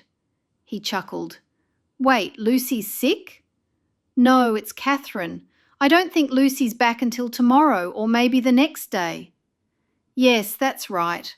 What's wrong with Catherine?" Adeline got down from the buggy. "Just a cold, or the flu. I don't think it's anything serious, but I sure hope Lucy didn't catch it before their travels." "You came all the way here for bread?" I know it's a bit weird. While they talked, she wondered who the English girl was. Had he been flirting with her? From the beaming look on the girl's face, it seemed so. He was handsome, that was for certain. Lots of the girls in the community liked him, but more liked Joshua. "What kind of bread did you say?" "Pumpkin bread." "It must be some pumpkin bread to make you travel all this way." "Mum thinks so. It's not too far to come here. Anyway, sometimes when you're sick, your body calls out for a certain type of food, and Catherine's is calling out for pumpkin bread. I have never been sick enough to know about anything like that." She finished securing her horse and wondered why he was still sticking around. After an awkward silence, he said, "I'm glad we ran into each other. I wanted to talk to you about something." "Yes?" "Don't take this the wrong way, but I don't think it's nice to use Hazel in the way that you did." "What do you mean?" She could tell by his face he was very upset. "She's fairly new here, and she wants to make friends, and I think you used her to do your bidding." "What bidding? I don't know what you're talking about. I haven't done anything." "You forced Hazel to arrange it so Joshua would be alone with Nella at her uncle's house." Embarrassed, Adeline looked down on the ground. "Oh, it's true?" Adeline nodded. "It's true that I asked her if she could. I didn't force her." "Hazel should not be taken advantage of like that. She has been through so much in her life. My family feels protective of her. You need to understand that." "Yes, I've heard what she's been through. I didn't mean to do anything wrong." "Well, you did. You took advantage of her, and I don't want it to happen again." "It won't. I'll never do anything like that again." Adeline was very upset with Nella for asking her to do it. But as Adeline's father often said, she couldn't blame anyone else. She had to take responsibility for her own actions. "I feel dreadful. Did I upset Hazel?" "Yes, you did." "That's the last thing I wanted to do." "Maybe you should apologise." "I definitely will." She bit her lip, hoping he wouldn't also suggest to apologise to Joshua. That would be too embarrassing. "Mum and I are visiting her this afternoon, so I'll definitely apologise then. Thank you for bringing it to my attention." "I shouldn't have had to." Adeline looked down at the ground again, not knowing what to say. She felt like she was being reprimanded by her father, which was odd because Jacob was not that much older than herself. "I didn't think it would upset Hazel at all. It really wasn't that big of a deal." "Manipulating people is a big deal." She raised her eyebrows. Manipulating? She wondered what Hazel had said to him and what Hazel said to Joshua, for that matter. Hopefully she would find out that afternoon when she saw Hazel. "I'll talk to Hazel and make amends. Don't worry." He nodded. "See that you do, or I'll have to take things further. Bishop John and Ruth are very protective of Hazel also." Now he'd made her mad. There was no need to threaten to tell the bishop. Besides, she'd done nothing wrong. It had seemed harmless to ask Hazel if she could send Joshua to Nella's uncle's place alone. Many women, and men for that matter, played matchmaker. There was nothing wrong with it. "Did you know that Englisher you were talking to just now?" Adeline couldn't resist having a little dig at him. He moved uncomfortably from one foot to the other. "Why do you ask?" Her skirt was very short, and she didn't look like the kind of girl your parents would be happy with you talking to, or for that matter, neither would the bishop. "I see what you're trying to do." "I'm just asking a question. Anyway, I've just got to get this pumpkin bread back to my sister." She flounced past him, no longer worried by what he thought. He sure was handsome, but he wasn't nice like Joshua. The nerve of him, threatening to go to the bishop over something so trivial. If she truly had upset Hazel, she'd apologise to her, and that would be the end of the matter. Chapter 10. When Adeline got inside the farmer's market, she glanced over her shoulder and saw Jacob climb into his buggy, and then she watched him leave. She'd never been good at confrontations. Sure, she'd had lots of squabbles with her two sisters, but that was different. She'd never before been made to feel like she was feeling right now, and it made her sick to her stomach. Doing her best to put the whole incident out of her mind, she headed to find the stall her mother had told her about, Gracie Stoffsitz's. She finally found the stall, and Gracie had 2 loaves of pumpkin bread left. Adeline bought both of them and told Gracie, "Catherine's sick and all she wants to eat is pumpkin bread. I'm so glad you still have some." "What's wrong with her?" "Just a cold, we think." "I hope these make her feel better." She beamed a smile at Adeline. "I'll slip a couple of cookies in for her too, and one for you." Gracie gave Adeline a wink. "Ah, thank you." Gracie's kind gesture made up for the altercation she'd had with Jacob Fuller just moments before. Gracie handed over the brown paper bag, a sturdy one with string handles. "Thank you, Gracie, and for the cookies also." Gracie giggled. "Tell your sister I hope she gets better soon." "I will. Bye." "Bye now, Adeline." Now Adeline was faced with the long drive home, pleased she had a cookie to munch on. She walked along the stalls looking straight ahead. The last thing she needed was to see something she wanted to buy because she had very little money left. Just as she reached the exit, a whiff of freshly ground coffee grabbed her attention. She stepped away from the bustling crowd, stopped, and inhaled deeply. Coffee was one of her favourite smells. She followed the aroma into the cafe and treated herself to a take-out coffee for the way home. The change from the bread exactly covered the money for the coffee, and a coffee would go so nicely with her cookie. When she reached the buggy, she climbed in and then arranged her coffee where it was safe from spilling, but she could access it easily. Then Adeline made her way out of the parking lot. As she munched her cookie, listening to the rhythmic clip-clopping of her horse's hooves, she understood why many people found peace in solitude. The silence soothed her. If she ended up living alone one day, it wouldn't be so bad. Glancing down at her coffee, she figured it would have cooled enough to take a sip. When she saw a smooth patch of road ahead, she carefully drank a little. If she got coffee down her dress, she'd have to change it before they went to visit Hazel and her mother. Monday was washing day, and since it was Saturday, she only had one clean dress, her best dress, and she was saving that for Sunday.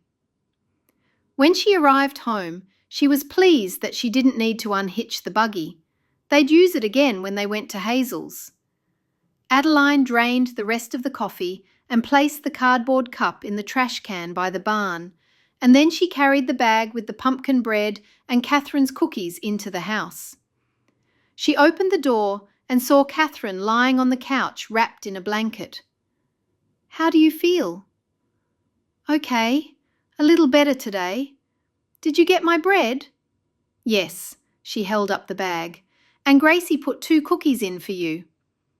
"That was kind of her. Did you tell her I'm sick?" "Yes. Where are Mum and Dad?" "In the kitchen, getting something to eat, I think." "How do you want your bread? Warmed up? Yes, with loads of butter, please.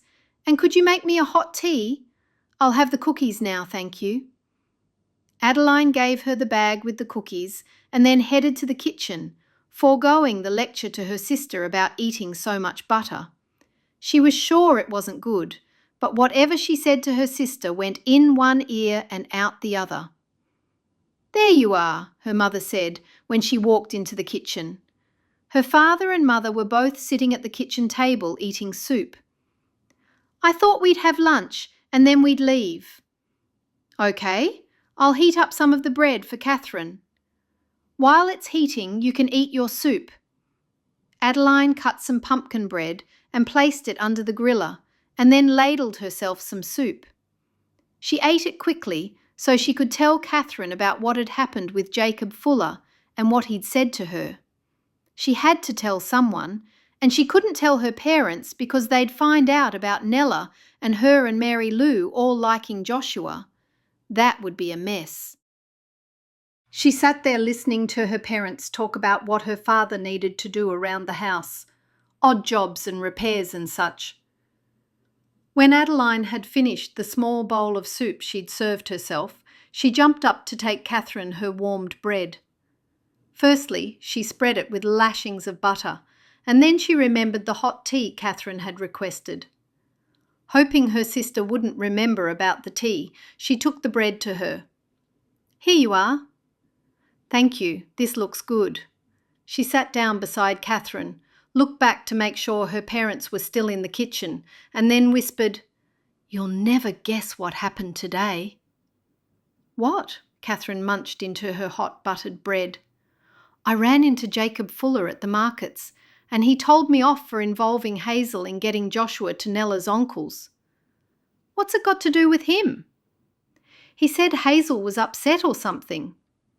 "About?" Adeline sighed. "I suppose it was wrong to get someone else involved, and I didn't want to. I only did it because I wanted to keep Nella happy. I'll talk to Hazel today and find out why it upset her so much." Catherine swallowed what was in her mouth. Good idea. "And Jacob was a bit mean and kind of threatened that he'd tell the bishop what I did." Catherine's eyes opened wide. "No!" "Yes, and it wasn't even that big of a deal. So I said something about him speaking to an English girl. I saw him talking to her when I pulled up at the markets." Catherine giggled. "He wouldn't have liked that." "He didn't. He should keep out of things." "I guess he was only being protective of his sister-in-law. She has been through a hard time." "With her mother being in a mental home?" "They don't call it that these days, but yes. She was only there for a short while, but she's not a well woman, and she and Hazel have been through a lot because of Hazel's father. Her mother still doesn't mix very well with people. That's why Mum's trying to befriend her." Catherine sighed. "Mum's so good. I wonder if I can be like that someday."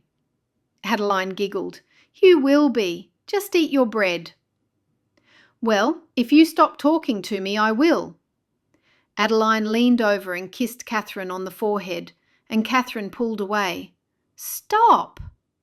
Adeline giggled again. "Okay. Mum and I are going soon, so you can have some peace." "Good. And before you go, can you get me another piece of this?" Catherine held up a piece of pumpkin bread with butter dripping off it. "And the hot tea you forgot?" "Okay. Don't get any of that butter on the couch." "You already sound like Mum." Adeline swung around and her mouth fell open. Catherine giggled. "Don't worry, I won't." Adeline continued walking to the kitchen, glad that her sister was being cheeky, because that meant she truly was feeling better. Chapter 11. Joshua pushed the back door open on Saturday afternoon in serious need of food. He'd spent nearly the whole day oiling the leather sections of all the family's buggy harnesses. Once he was in the mudroom, he kicked off his boots and then soaped up his hands and rinsed them thoroughly. Then he continued into the kitchen to see if he could find something to eat to hold him over until the evening meal. He stopped in his tracks when he saw his mother slumped over the kitchen table crying. He rushed to her. "Mum, what's wrong?" "It's Timothy. He's leaving for his Rumspringa tonight." "You've known this has been coming for a while." She nodded. "He's going with John Stoltzfus. They're both going together." "It'll be good that he knows someone." Timothy was the first of his brothers to go on Rumspringa. Timothy had also given notice at the family's joinery factory that he was leaving. He wanted to see if he could make it on his own in the English world. "What if he never comes back?" she asked. "You can't worry about things that haven't happened yet. Anyway, that's his choice to make. No one can make that choice for him." "I know," she sobbed into her hands. "I don't like to see you upset like this." He couldn't remember the last time he saw his mother cry. He'd seen her shed a tear at funerals, but that was all. Nothing like this. "Wait until you have children of your own. Then you'll be able to understand. If I'd had a girl, she would have been close to me." "All of us boys are close to you, Mum." She sniffed and looked up at him. "I've been waiting for one of you to marry a nice girl, someone I can think of as my daughter, but Isaac married Hazel, and then Levi married Lucy. And they're lovely girls. You should give them more of a chance." Hazel had come from a broken home, and Mum had never liked the Millers, Lucy and Adeline's family. It had something to do with an uncle of theirs, he thought. "Just tell me you'll marry a good girl from a nice family." Now he was in an awkward situation. "Mum, Hazel and Lucy are nice girls." "I just wanted girls who I could feel were like my own daughters." She cried some more. "That's all I ask. I just want God to give me a nice daughter-in-law. I'm too old to have more children now. I've only ever wanted a daughter. Why am I being punished?" She sobbed uncontrollably, and for the first time, Joshua felt he had to step into the role of the oldest son. It made him uneasy to see his mother crying so hard. She was normally such a strong woman. "Everything will be okay. You'll love the girl I marry." Her crying lessened. "Will I?" "Yes. Now cheer up, please." "Who will you marry? Do you have someone in mind?" He chuckled. "I have lots of girls on my mind." She gave a little giggle. "Find a nice girl who'll fit in with the family and get along with everyone.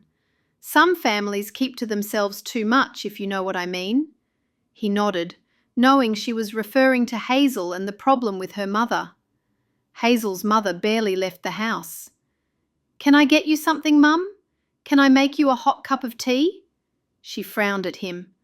"I'll make one for you." "No, I'll do it." "No, you sit and I'll get it."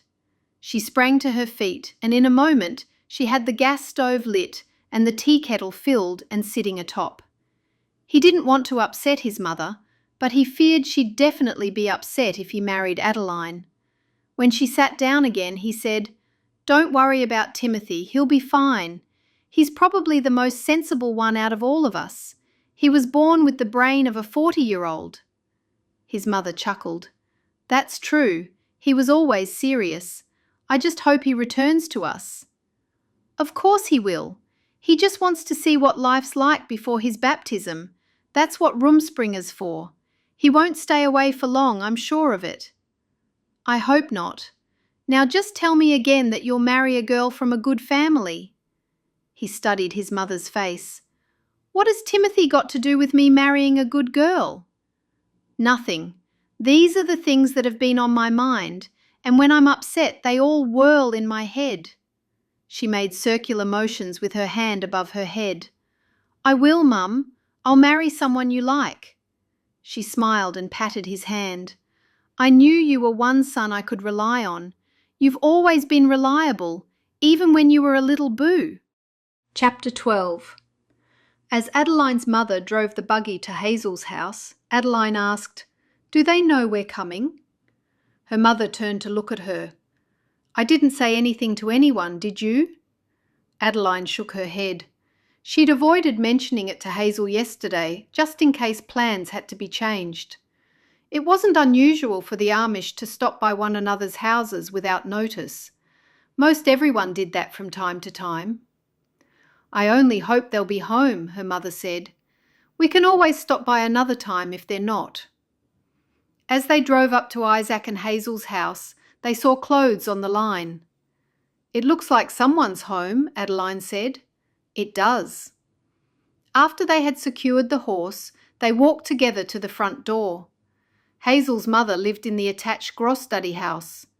She'd come to live with them not long after Isaac and Hazel married. Hazel answered the door with a beaming smile on her face. "It's nice to see you. Come in." She stepped aside and both of them walked in. "Would your mother be home?" Mrs. Miller asked. "Yes, she is." "Would you mind if I knock on her door?" "She'd love to see you." "Good. I'll leave Adeline with you while I visit with her." Just like that, Adeline was left alone with Hazel. It was the perfect opportunity to inquire about why Jacob was so upset. "I just made some fresh lemonade. Would you like some?" "I sure would." Adeline followed Hazel to the kitchen and watched her pour 2 glasses of lemonade. "Let's sit in the living room." Once they were seated on a blue couch by a large window, Hazel asked, "Where's Catherine?" "She's sick at home. I'm so glad to get out of the house." Hazel gasped. "Nothing contagious, is it?" Adeline giggled. "It's just a cold, although I guess a cold is contagious, but the rest of the family hasn't caught it from her. She's probably just pretending so she'll get out of chores and cause everyone to fuss over her." "Oh, good. I really don't want to get sick. I mean, I feel sorry for Catherine if she's really sick." "I'm glad we got this chance to talk because there's something I've been wanting to ask you." "What is it?" "Thank you for what you did the other day for Nella." Hazel studied her face. "Did it go horribly wrong for Joshua and Nella?" Adeline shook her head. "I'm not certain. I haven't spoken to Nella about it. It's nothing like that. But did I upset you by asking you to arrange for Joshua to go by himself?" "No. Why?" "I was at the farmers' markets this morning and I ran into Jacob and he tore strips off me for asking you to do that. And I feel dreadful because I thought that was just between you and me. Why did you tell Jacob?" "It wasn't like that." Hazel's voice quavered a little as she spoke. Immediately, Adeline saw that Hazel's eyes brimmed with tears.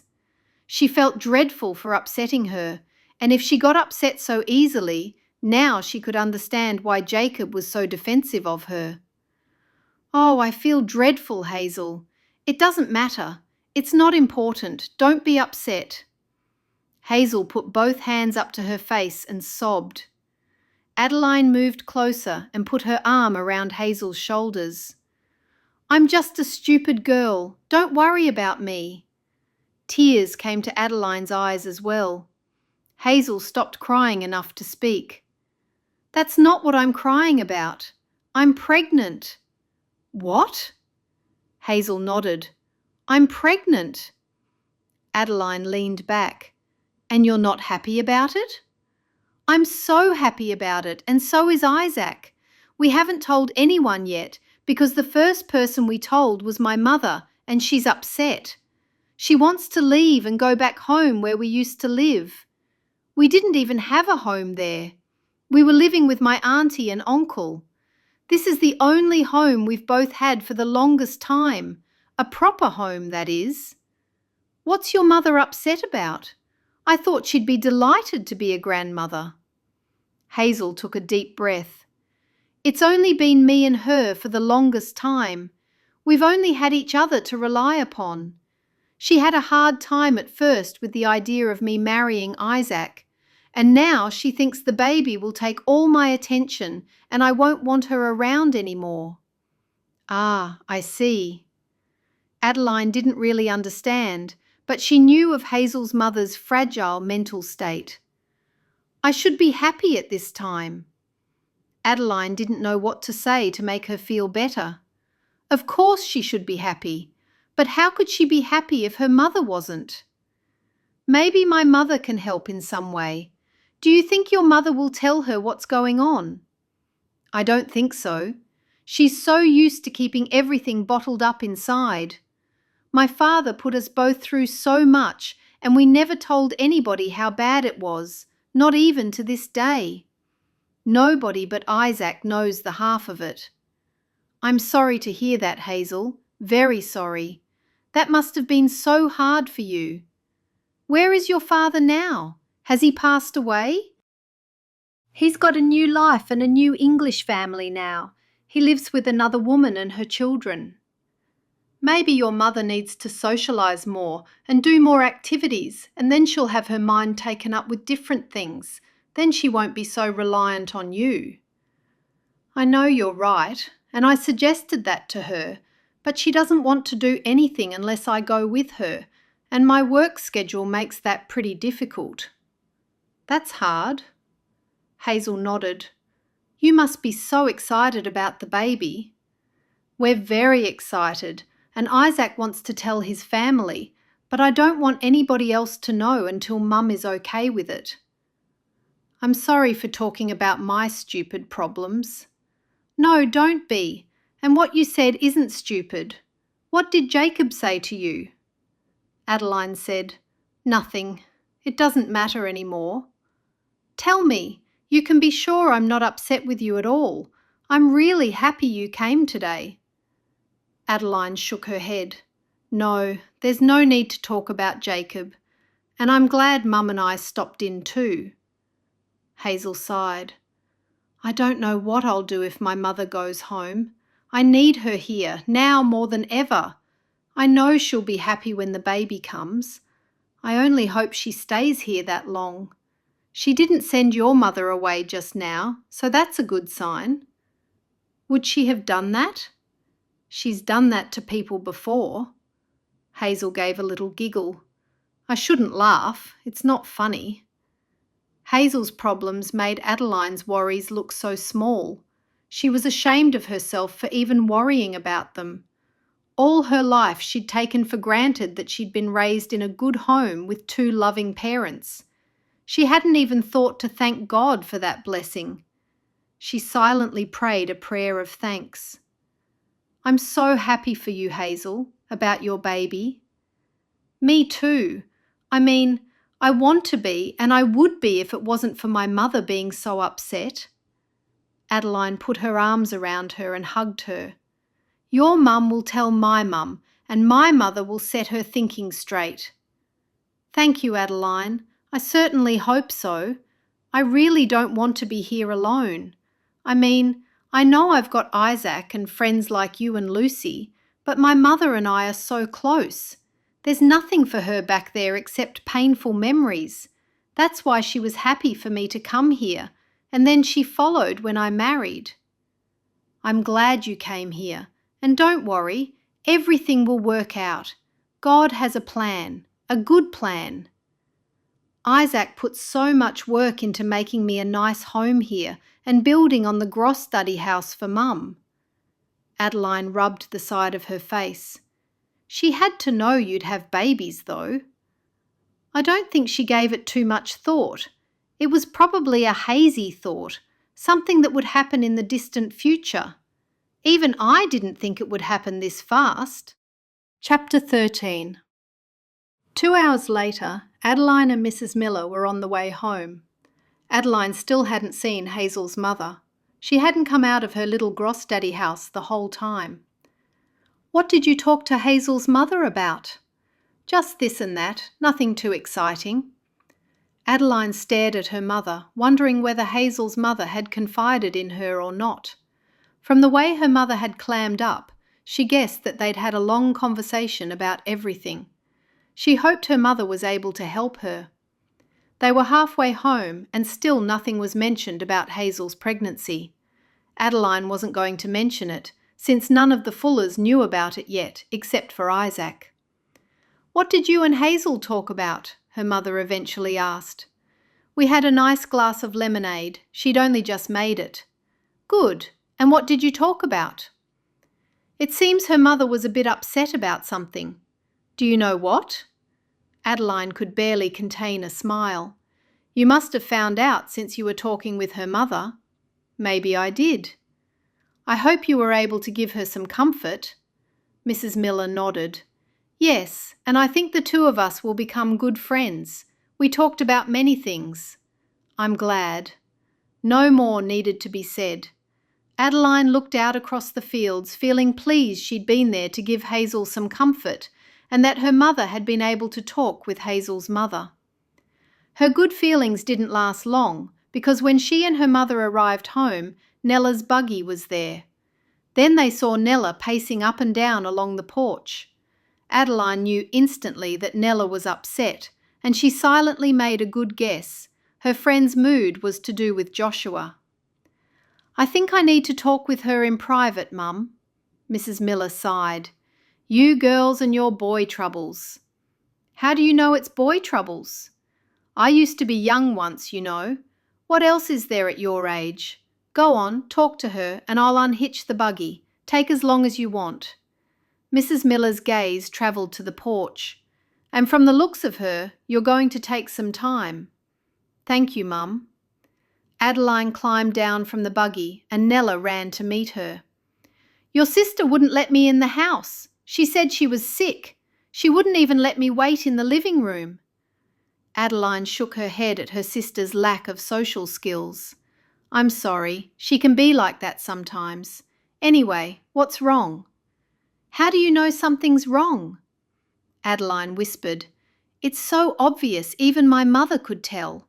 I'm guessing things didn't go too well with Joshua. Didn't he show up at your uncle's house? He did, but I wish he hadn't.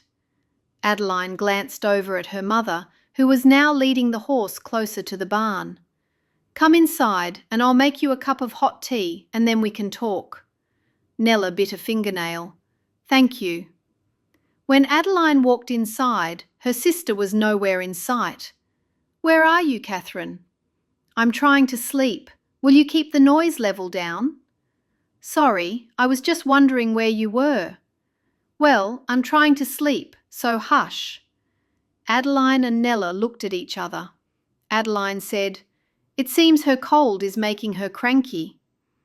After Adeline had put the tea kettle on the stove, she sat down at the kitchen table with Nella. What's happened? Adeline asked, as she placed her elbows on the table and rested her chin in her palms. Nella shook her head. It was terrible. He came out there to help my uncle, and I could tell right away that he knew it was all a set-up. He didn't stay long at all. He barely stayed long enough to do what he'd come to do before he left. What did you expect would happen? Naturally, I thought he would stay longer and talk with me. Now I know he doesn't like me at all, and all I've done is embarrass myself. She blinked back tears. Don't be upset. He could have had somewhere else that he had to be. He might have had other jobs waiting for him. She shook her head. No, I could tell. He was being really cold with me. Adeline didn't know what to say to comfort her friend. Nella continued. And now Mary Lou will marry him, and she doesn't deserve him at all because she's just horrible and just mean sometimes. Nobody is perfect, and she's not like that all the time, Adeline said. I suppose you think I'm mean now for saying all these things about Mary Lou, but she's never been nice to me. Adeline thought more about Mary Lou and Joshua. Do you really think Mary Lou and Joshua will marry? I think they'll be married by the end of the year. Mrs. Miller walked into the kitchen. Good, you've got the kettle on. Right then the kettle whistled. Would you like a cup of hot tea, Mum? I'll have a cup of coffee, please, and I'll sit in the living room for a bit, and then we'll have to start preparing the evening meal. From behind Nella, Mrs. Miller gave a look of disapproval before she walked out of the kitchen. After Adeline had made her friend and herself cups of hot tea, she took a cup of coffee out to her mother. How long will she be here for? Her mother whispered. Not long. She's feeling a bit better now.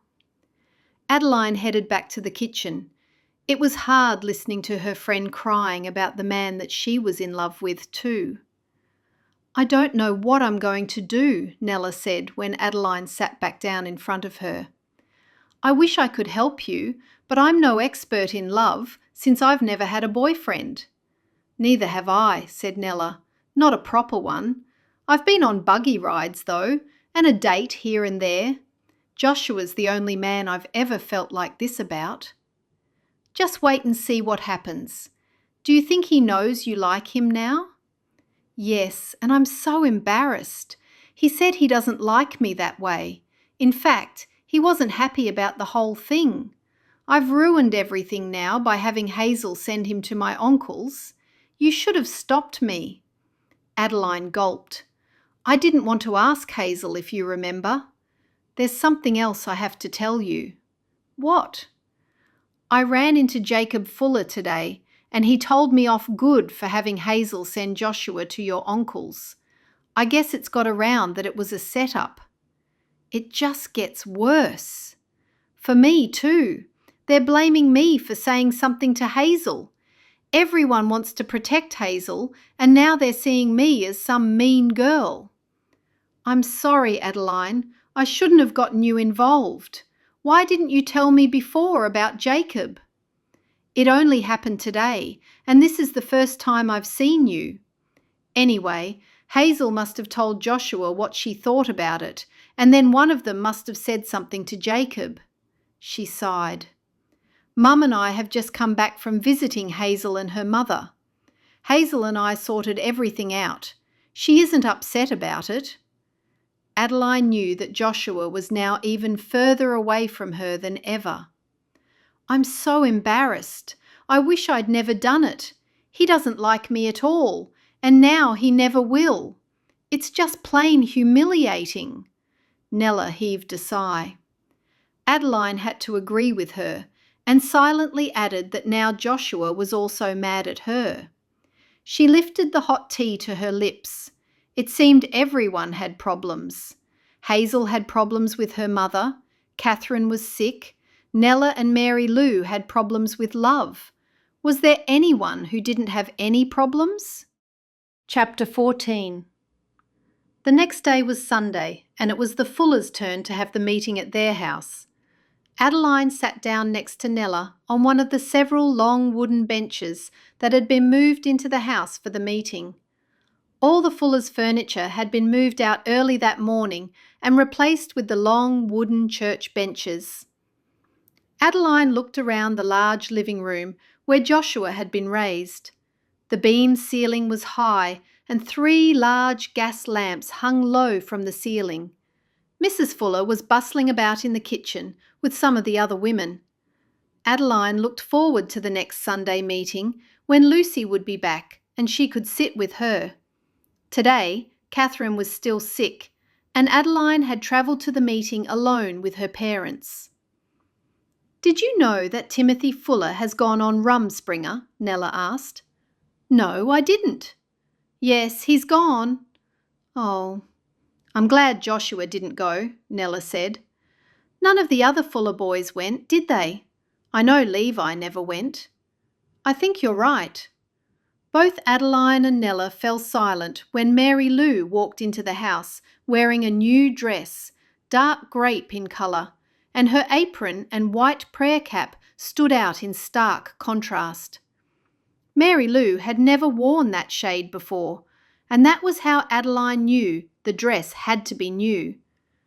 Mary Lou smiled and waved at them and made her way to them. Adeline was more than a little surprised when she sat down on the other side of her. Adeline was stuck between Mary Lou and Nella. She knew the 2 girls didn't really get along, and now she was stuck between the 2 of them, like a piece of ham in a sandwich. Adeline turned and asked Mary Lou, "How have you been?" "Good, and you?" "Great." Mary Lou leaned across Adeline and said hello to Nella. Nella smiled and said hello back, as though they didn't have a problem with one another whatsoever. Even though both girls were smiling, Adeline could feel the tension thick in the air. Then Joshua, Jacob, Samuel, and Benjamin came down the stairs. The three girls had a good view of them, as the stairs ended in the centre of the living room. Adeline's gaze was solely fixed on Joshua, as the four Fuller boys shook hands with the other men as they made their way through the living room. Without even looking at them, Adeline knew who the girls on either side of her were looking at Joshua too. Casually, Joshua turned his head in their direction and smiled. The brothers sat down on the men's side of the room, and pretty soon all the benches were full. The meeting began as soon as one of the deacons stood and opened it in prayer. The bishop then preached on preferring other people over oneself. Adeline felt as though God was talking directly to her. She should step back and allow her friends a chance with Joshua, even though she liked him too. It was only fair, as Mary Lou and Nella were both older than she. When the meeting was coming to a close, she saw someone else who seemed to be staring at Joshua. It was Becky Stoltzfus. Adeline was certain that Becky was looking at Joshua rather than any of his brothers. Joshua wasn't happy about Adeline being friends with Mary Lou and Nella. He hoped they weren't saying anything negative about him. He'd had awkward encounters with both of them, and he just couldn't let them think he was interested in them. He'd done the best he could to discourage them without hurting their feelings, so he might have no choice but to be blunt. He turned around to look at Adeline, and all he saw was Becky Stoltzfus. She was blocking his view of Adeline and smiling at him. The only thing he could do was give a tiny nod and turn back to face the front. Joshua was pleased when the meeting was over, but not because he didn't enjoy it. He was miserable because the room was far too hot. His mother felt the cold more than other people, and she had insisted on keeping the fire going throughout the meeting. He made his way through people who were forming groups and greeting each other, and stepped out onto the porch. Breathing in the fresh air, he looked up at the puffy clouds, glad to be out of the stuffy living room. The day was overcast and grey, and the humidity was high. "Hello, Joshua," said a small voice from behind him. His heart leaped, and he hoped it was Adeline's voice. He knew it wasn't Mary Lou's, and he was certain it wasn't Nella's. He turned to see Becky and quickly hid the disappointment on his face the best he could. "Hello, Becky. I hear your brother has gone on Rumspringa at the same time as my brother," she said. "That's right, and let's hope they can keep each other out of trouble," he joked. "We can pray about it," she said, with not a hint of a smile around her thin, serious lips. "I've got no worries about Timothy. He'll be okay." "Does that mean you have worries about John?" she asked, stepping closer. "No, not at all. I just know Timothy much better, that's all. I've got no worries about anyone." "Have you heard anything from Levi and Lucy?" "No, but I think they're due to return in a few days." "And they'll be living here for a while?" Joshua nodded. "Only for a few days, I've been told. They've rented a little house not far away." "That's nice. I guess your mum's pleased that her oldest boys are married now." He smiled, thinking about his recent conversation with his mother. She might be pleased that her two oldest boys were married, but she certainly didn't approve of their choices of wives. He slowly nodded. He loosened the shirt around his neck, suddenly feeling another wave of heat come over him. "Have you ever thought about being married?" she asked. "I have," he said, tugging harder at his collar as he nearly choked. "Do you think you would ever be interested in a woman like me?" He'd never felt more awkward in his whole life. "I don't think I'm ready yet." Her face fell. "Oh. When you are ready, I'd like you to consider me." "Thank you, that's very flattering." He was distracted by Adeline coming out of the house and was disappointed when he saw Mary Lou and Nella accompanied her. Becky glanced around to see where he was looking. Then she looked back at him. I know I'm not the prettiest girl in the community, but sometimes the plainest make the best phrase. He opened his mouth to say something and then could think of no reply. He wasn't the type of man to be influenced by somebody's looks, but the more he thought about it, he realised in the back of his mind it made a difference. When Becky stayed there staring at him intently, he knew he had to reply. I appreciate you saying what you did. I know it couldn't have been an easy thing to do. I thought I should say something because I have nothing to lose. She shrugged her shoulders and then left him standing there on the porch. He was glad she hadn't invited him for an evening meal with her family. He'd been certain she was going to ask that. Looking down at the crowd of people now milling in his yard, he searched for Adeline. He saw her helping herself to a cup of soda, alone. Now was his chance. Chapter 15. Adeline heaved a sigh of relief when Nella and Mary Lou walked off to have a private talk with one another. She was glad they weren't involving her in any way and was certain they were talking to clear the air between them. Then she glanced over at Joshua and saw him talking with Becky. It seemed every time she looked at him, he was talking to a different girl. Remembering the bishop's words, she did her best to ignore the pang of jealousy that tore through her and headed to the refreshment table. Just as she finished pouring herself a glass, she felt someone beside her. In her heart, she knew it was Joshua. Good morning, Adeline. She turned slightly and faced him. Hi, Joshua. Now was her chance to make amends. If Jacob knew about what happened with Nella, then he had to have been told by Joshua. I've been wanting to speak to you about something. His mouth twitched at the corners. What's that? After she had swallowed hard, she continued, I need to apologise to you about speaking to Hazel. Ah, that.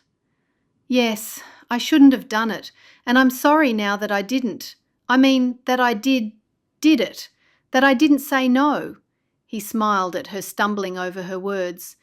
It's just that it put Hazel in a very difficult position, and she's new to our community.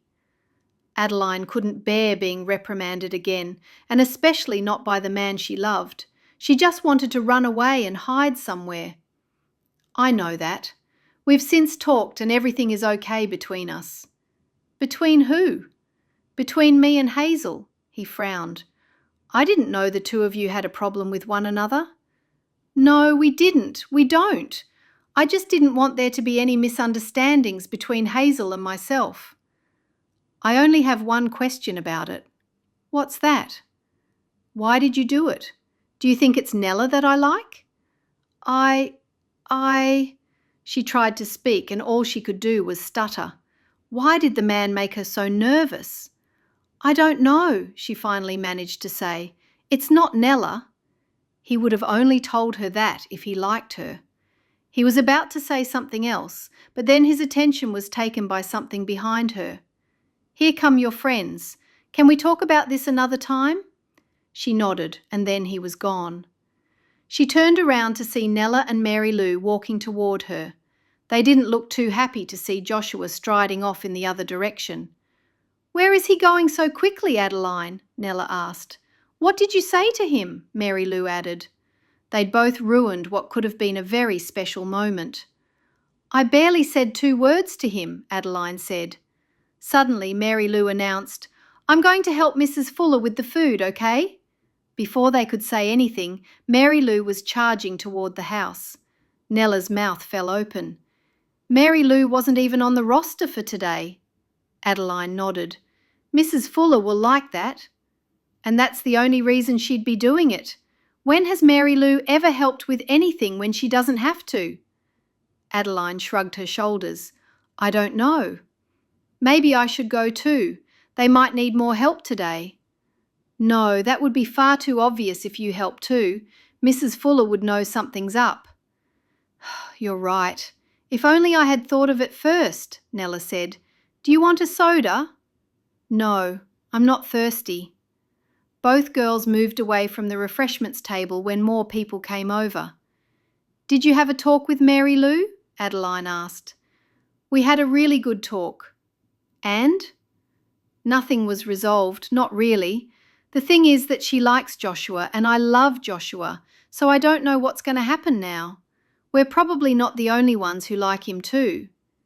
Adeline nodded, thinking of herself and also Becky. "That's more than likely true.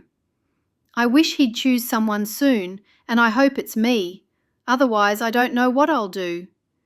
"You'll wait for God to send the man he's chosen for you, that's what." It was Monday afternoon, and when the Fuller boys arrived home from work, they found that Levi and Lucy were back. "I've been waiting for you to get back." "You missed me?" "A little. I figure a group of us will help you move in on Saturday, and after that we'll have a get-together with the young people." "I don't know. We're a bit tired after all the travelling." Joshua hoped he could change his mind. "It'll be done in no time at all, and then we can all relax afterward." "I'll ask Lucy," he chuckled. "Is there a reason why you want to do this so bad?" "Yes, there is, but I can't tell you." "Fair enough. I think I can guess." "Well, keep the answer to yourself. Let me know what Lucy says. If she says no, I'll have to think something else up." "If it means that much to you, I'll talk Lucy into it, and at least it will mean that we'll get some help moving in." "Exactly. Thank you for that." On Monday afternoon, Adeline and her mother were preparing the evening meal when they heard a horse and buggy outside their house. Then they heard Catherine squeal from the living room, "It's Lucy!" Their mother raced to the kitchen window and looked out. "She's alone. Levi isn't with her." Adeline and Catherine both raced outside to see her, anxious to hear all the stories of her travels around the different communities. Lucy jumped down from the buggy and the three sisters hugged. "Where's Levi?" Catherine asked. "He's home. He's really tired, so he stayed at his parents' house. I couldn't stay. I had to come and see you all." Levi and Lucy were staying at the Fullers' house while they got their small rental home ready to move into. Their mother appeared on the porch and called out, "Are you staying for dinner?" "I don't think so, no. I think the Fullers expect me to have dinner over there tonight since I'm staying there now." Their mother nodded. "I suppose that makes sense since you're one of them now. Come in and tell us all your news." Because she still wasn't feeling that well, Catherine got to sit at the table with Lucy while Mrs. Miller and Adeline continued preparing the evening meal. "What's it like to be married?" Catherine asked. "Wunderbar. I feel safe and protected," Lucy giggled. "I love being married."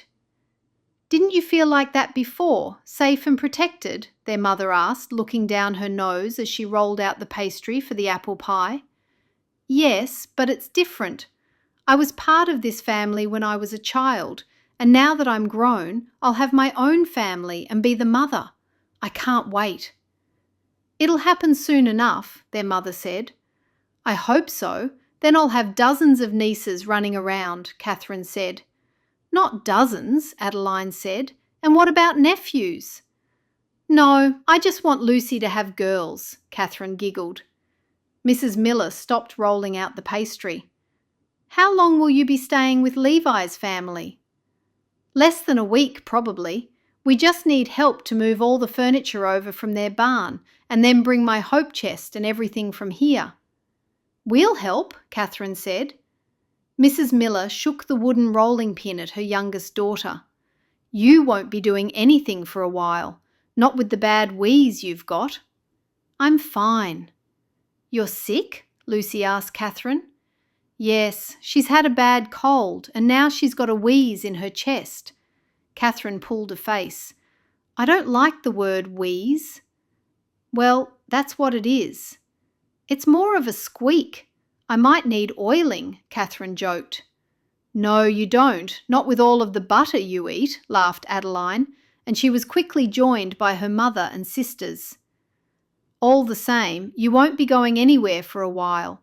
The Fullers have enough men in the family to help do all that." Catherine slumped low in her chair. I feel like a prisoner. No prisoner eats as much as you do, Adeline said. I've not finished growing yet. I need to eat a lot. Lucy smiled. I can see nothing's changed around here since I've been gone. Chapter 16. During dinner, Joshua told his brothers about the get-together that Levi had agreed to. I love a good party, Benjamin said. A party? Aren't you having everyone there to do work, Levi? A working bee? Mrs. Fuller asked. I thought it was a party, Benjamin said. You would think it was a party, Jacob said. You don't take anything seriously. I'll do work as well, and then I won't say no to a get-together, if that's what you'd like to call it. Benjamin smiled at Joshua. Lucy put her hand to her mouth and giggled at Benjamin, only to get half a scowl from Mrs. Fuller. It would be a good idea because you need a few men to move all your furniture, Mrs. Fuller said. That'll only take half a day, Levi said. Exactly. And what will we do with the rest of the day? Benjamin asked. Have a party, a housewarming party. Mrs. Fuller shook her head in despair at her youngest son and then stared into her beef and cabbage stew. Levi turned to Lucy, who was sitting right beside him. What do you think? I like the idea, and we should do it on Saturday. Perfect, Joshua said. We won't work at the shop this Saturday. We've caught up on all our orders, and we've got that big hotel job racked up. Mr. Fuller leaned forward and spoke in his usual slow and calculated way. That's only if nothing urgent crops up before then. Yes, if nothing urgent turns up before that, Joshua said. This was something he would be able to invite Adeline to. She would most likely have turned up anyway, because Lucy was her sister, but if he asked her personally, that would give her a hint of how he felt about her. After that, he wouldn't push things. Love should grow in its own time. The very next day after work, Joshua summoned up as much courage as he could and drove his buggy to the miller's house to ask Adeline to accompany him on Saturday. He got down from his buggy, walked quickly to the door and knocked on it. Mrs. Miller opened the door and stared at him. Hello, Mrs. Miller. Could I speak with Adeline? I'll only be a moment. She's not home. I'm sorry, Joshua. Embarrassed, he hung his head. Is anything wrong? She asked. No, I just wanted to talk with her, that's all. Oh. And then the penny seemed to drop. Oh, Mrs. Miller smiled. She's at Hazel's house. Hazel? Yes. I just happened to be heading there now. He hadn't been going anywhere until he heard Adeline was there. Good. He gave her a smile, and she gave him a nod as though she approved of him being fond of her daughter. At least, that was what he hoped it meant. As he walked to the buggy, he heard the front door close. Then, when he climbed in the buggy, he looked back at the house and saw a curtain move from the window in one of the upstairs rooms. He could see Adeline's younger sister staring at him. He drove away laughing to himself. Catherine couldn't have known that he could see her so plainly through the curtain. If only he had known Adeline was at Hazel's, then it wouldn't have appeared so odd. He could have arrived there as though he was going to talk to Isaac. Then he reminded himself that he'd decided to give her a hint of his feelings. She'll surely know I like her when she learns I called at her house, he said aloud to himself. All the way there, he prepared himself to be let down. Adeline might not like him at all. Hazel had been on Adeline's mind, and Adeline had decided to visit her, hoping that things had gotten better for both Hazel and her mother. How's your mother coping with everything? She's better, much better since your mother's visit. Good. Mum wanted to come this evening, but she said she wasn't feeling the best, so she might come tomorrow during the day and visit your mother. That would be really good if she could. Mum's had such a hard time, but she's starting to feel like this is her home. She is? Yes, it was a quick turnaround. Her sister said she'd visit soon, so that made her happy. I'm not certain if she's just putting on a brave face, but I'm not complaining. I used to complain. I used to ask, why me? all the time. Why did I have to be the one to have a father like that? Adeline nodded in sympathy and wondered how she'd feel if she were in that situation. All I wanted was a happy family like my friends had. Mum could have married a different man, Adeline pointed out. Then you might not be here if she'd married a different man. I guess that's true. Then who would Isaac have married? Adeline asked, and then remembered Mary Lou, whom he'd very nearly married. I can think of a girl he would have married, Hazel said. Ach, no, don't even say that. Hazel smiled. I'm happy now, and I just want my mother to be the same. She will be, when she holds your baby in her arms. Hazel nodded. I hope so. When Joshua turned off the road to go to Hazel and Isaac's house, a buggy was heading toward him. It was Adeline's buggy, heading away from the house. He'd nearly missed her. He moved his buggy off the road and pulled up his horse. When she came closer, she smiled at him and waved. Wait, Adeline. She stopped the buggy. Hello, Joshua. His heart pumped hard against his chest. She looked lovely in the semi-darkness, with her face framed by the light tendrils of hair that had escaped her prayer cap. Hello, I just called at your house. I wanted to speak to you. Your mother said you were here. She looked at him and didn't speak. Remember how I told you that I'd ask you somewhere? Yes. This Saturday coming, Levi and Lucy are having people help them move their furniture in, and then they're having a... He remembered Benjamin's words about having a party, but didn't want to say that. They're having a meal afterward. Would you like to come with me? Oh, I thought you'd still be mad with me because of Hazel and... I'm not mad with you. Why would you think that? Because of what Jacob said. Joshua frowned. When did you see Jacob? At the markets on Saturday. He never mentioned he saw you. What did he say? Joshua hoped that Jacob hadn't ruined everything for him with Adeline. I thought you would have known. I thought you knew I'd talked to him. Joshua's eyebrows rose. No, he didn't upset you, did he? She shook her head, but Joshua could tell his brother had upset her. I'm sorry, it wasn't his place to say anything. When you and I spoke recently, I thought you knew that he talked to me. Anyway, the whole thing was my fault. I shouldn't have gotten involved. If you don't mind me asking, why did you? She shrugged. If a friend asks for help, it's hard to say no. I know what you mean.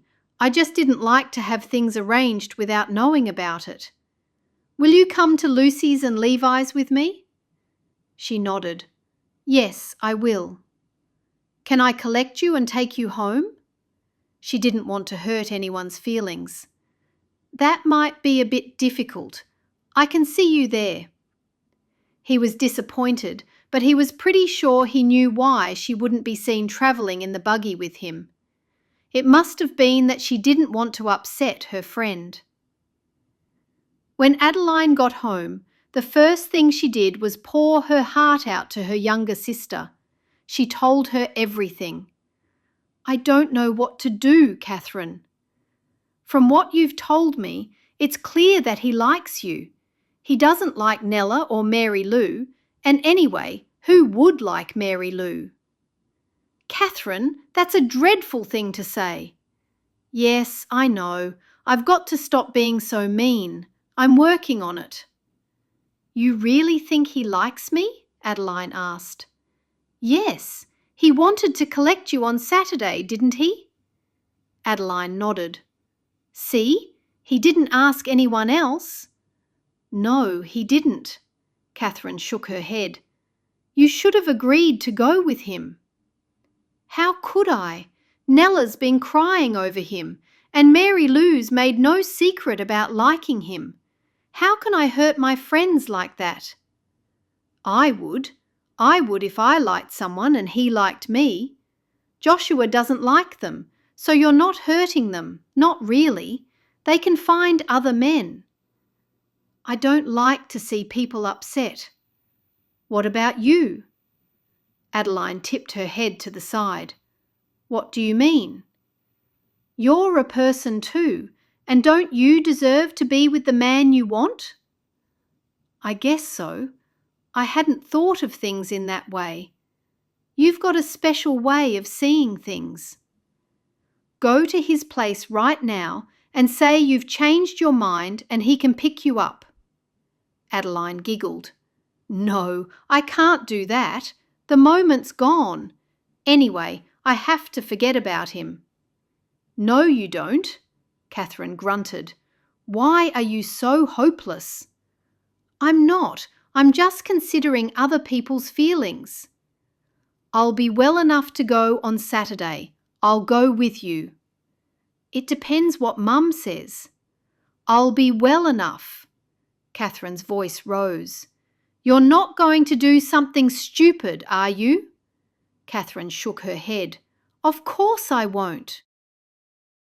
That night, Joshua closed himself in his room right after dinner.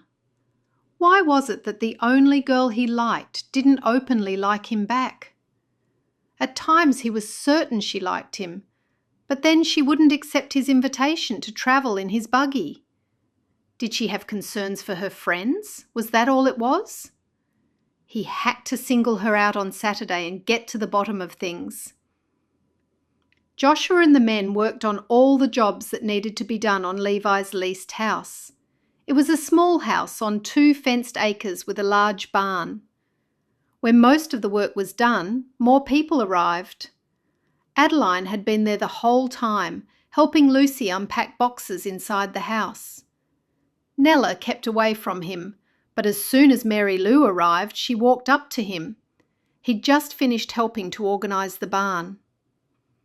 I didn't know you'd be here, she said to him, as though nothing had happened in the past. Levi's my brother, so I couldn't really get out of it. Mary Lou giggled.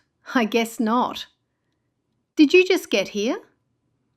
I tried to come earlier. I would have, but I was called into work this morning. I don't like to turn them down when they ask me to come in. Someone was sick. Loud giggling caught their attention, and they both turned to look at the group of girls. Looks like the party's already starting, she giggled again. Can I bring you a soda or anything else? No, I need to get cleaned up, he dusted off his hands.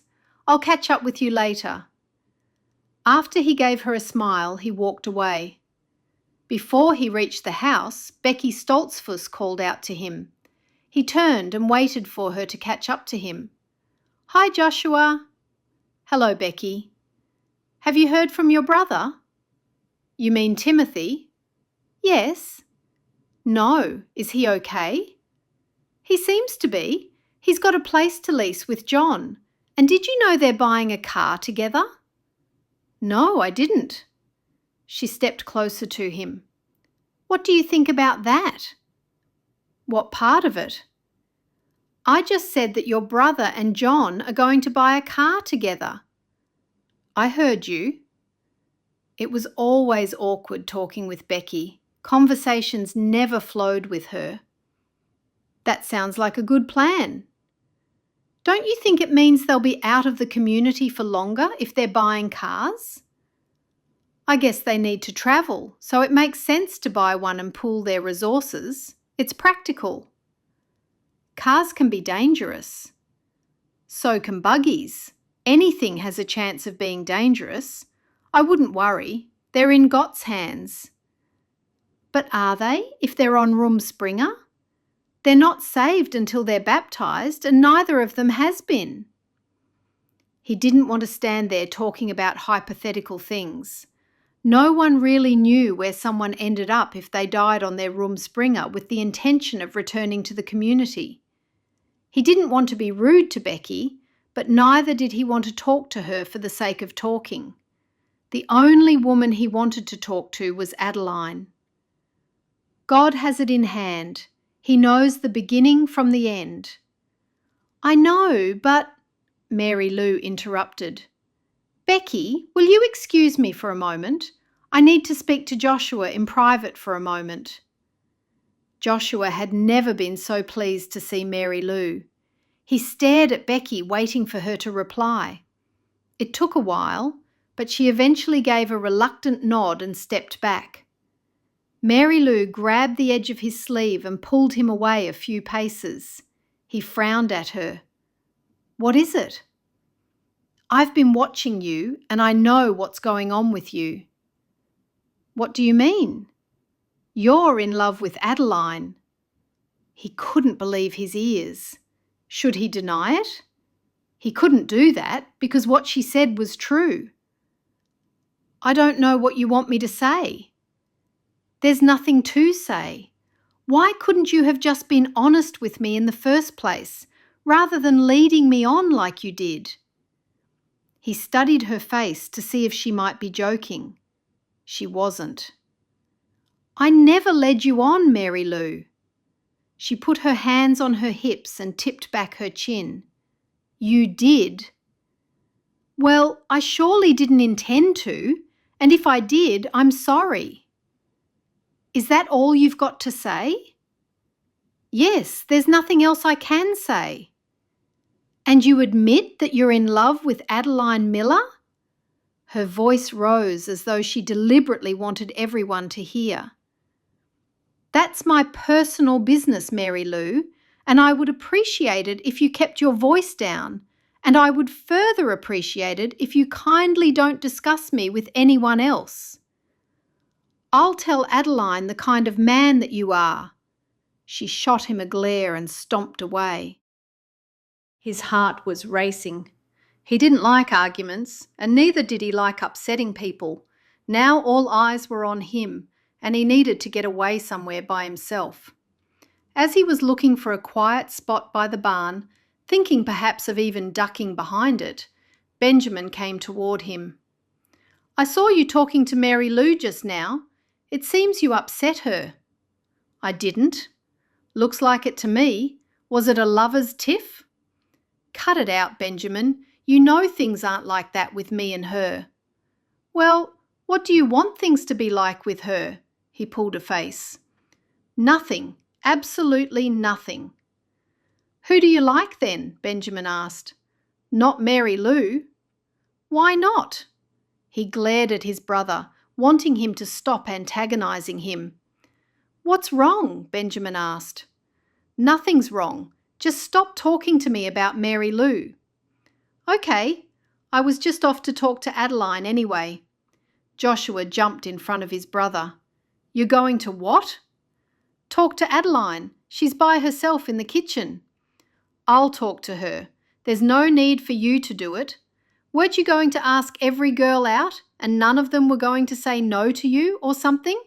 No, wait, that was Jacob. Yeah, it sounds like something Jacob would say. I'm totally opposite to him. Good. Joshua saw Jacob coming toward them. I'll go talk to Adeline. What's stopping you? Benjamin raised his eyebrows, and then Joshua knew that his brother might be the youngest in the family, but Benjamin was smart enough to figure out that he liked Adeline. Or perhaps he'd overheard Mary Lou. It wouldn't have been hard since she had all but yelled it out. What's going on with you two? Jacob asked. Benjamin took a step back to allow Jacob room to join the conversation. We're talking about women, Jacob laughed.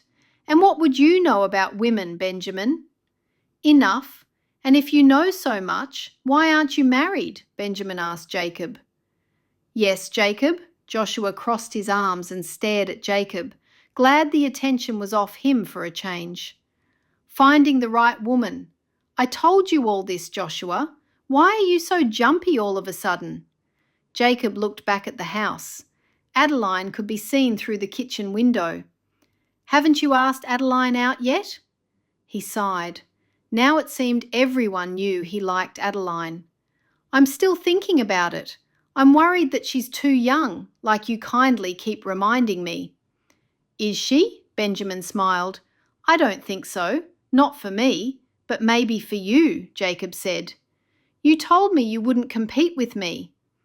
Yes, well, depends how long you take, though. And you were talking like you didn't like her or thought she wasn't sweet. You said that just the other day. Jacob chuckled. I can handle a girl who's not that sweet, and if you think Adeline's perfect, you're setting yourself up for a fall. You're wrong about her. Anyway, I need to take my time. Everything needs to be perfect. I don't want to scare her away by making a move too early. Joshua's ego was still bruised that she'd refused his offer to pick her up. He was too embarrassed to tell his brothers that. If you ask me, you should do something about it, Benjamin said. Yes, she's there alone in the kitchen right now. This is a perfect time to say something to her, Jacob added. No, I can't. I made a small move and things didn't go how I expected. You need to learn a thing or two about women, Benjamin started saying. I need to? Joshua asked, thinking that was funny coming from the baby of the family. Yes, if you're going to hold such a high standard that someone can't make one mistake, you're never going to marry anyone. Joshua took off his hat and ran a hand through his hair. I guess the kid's right. What are you waiting for? Jacob asked. Okay, I'll do it. Joshua put his hat back on and strode toward the house. When he was inside, he made his way to the kitchen and peeped in. Adeline. She turned around. Joshua. He closed the distance between them. I'm sorry for everything I said to you before, the other day. You don't have to be. You were right. I should have never let myself get into that position. It was uncomfortable, but I thought I couldn't say no. I felt I had to do it. Why? I was trying to help a friend, and now I think no one likes me anymore. Everyone seems upset with me. I'm not. The corners of her lips turned up slightly. You were before. Well, I'm not now. Good. Can I get you something? Maybe some soda? There was a table with food and drinks set up outside the house. That would be nice. What are you doing in here alone? I'm cleaning up the kitchen while Lucy's supervising where things should be stored in the barn. Come and walk with me. If I leave you alone, someone might talk to you and I'll lose my place by your side, she giggled. He laughed. I mean it. Some of these men are ruthless, my brothers included. I'll remember that, but you must remember that my sister married your brother, so you have to watch what you say about your breeder. I will. Thank you for the reminder. They both walked toward the table where the drinks were. Benjamin and Samuel were hanging coloured lanterns in nearby tree branches, ready for when the sun went down. Jacob was nowhere to be seen, and neither were Mary Lou, Becky, or Nella. Joshua carefully poured Adeline a glass of orange soda and then poured one for himself. When someone started hammering loudly on something, Joshua said, Let's walk over that way so we can hear ourselves speak. Okay. Adeline's insides felt like a light had been turned on. She was glowing. She was nervous talking to him, and she hoped he liked her. She knew he'd been out with a few girls, but had never had a long-term girlfriend. Most of the girls in her group of friends were in love with either Joshua or his next younger brother, Jacob. Can I drive you home tonight? I know you've already said no to my bringing you here, but I'm hoping you'll change your mind about me driving you home. Now she knew for certain he liked her. She'd refused his first offer, and now he'd gotten his courage up and asked again, so she knew his interest in her was strong. For once she thought about herself and took her younger sister's advice. She'd stepped aside for long enough until she was certain that he didn't like Mary Lou or Nella. She'd done the right thing as far as she could. Yes, Dad drove me here and that would save Lucy from taking me home. He smiled at her and his eyes twinkled. I wasn't thinking of the practical aspects. She looked down and knew she was blushing. And maybe we could do something sometime soon, just the two of us. Looking back up at him, she asked, "Like what?" "Maybe I'll surprise you. What do you think about that?" Adeline couldn't keep the smile from her face. "I'd like that." "Me too. Shall I collect you on Saturday morning? Would you like to spend the day with me?" She nodded, suddenly too choked up to speak. All she wanted to do was jump up and down and holler. She couldn't wait to get home and tell Catherine. Catherine had been determined to go to Lucy's, but their mother still wasn't convinced she was well enough to go anywhere without risking a relapse. For the next few hours, Joshua barely left her side, and she could feel Nella and Mary Lou glaring at her as they stood together talking. Adeline didn't look at them. They'd each had their chance with Joshua, and she'd taken a back seat to them for long enough. "Are you ready to go home now?" Joshua asked her. If they left now, they would be among the first to leave. "Okay, I'll just say goodbye to Lucy." "Okay." As Adeline made her way through the crowd to find Lucy, she was confronted by Nella. "What's going on with you and Joshua?"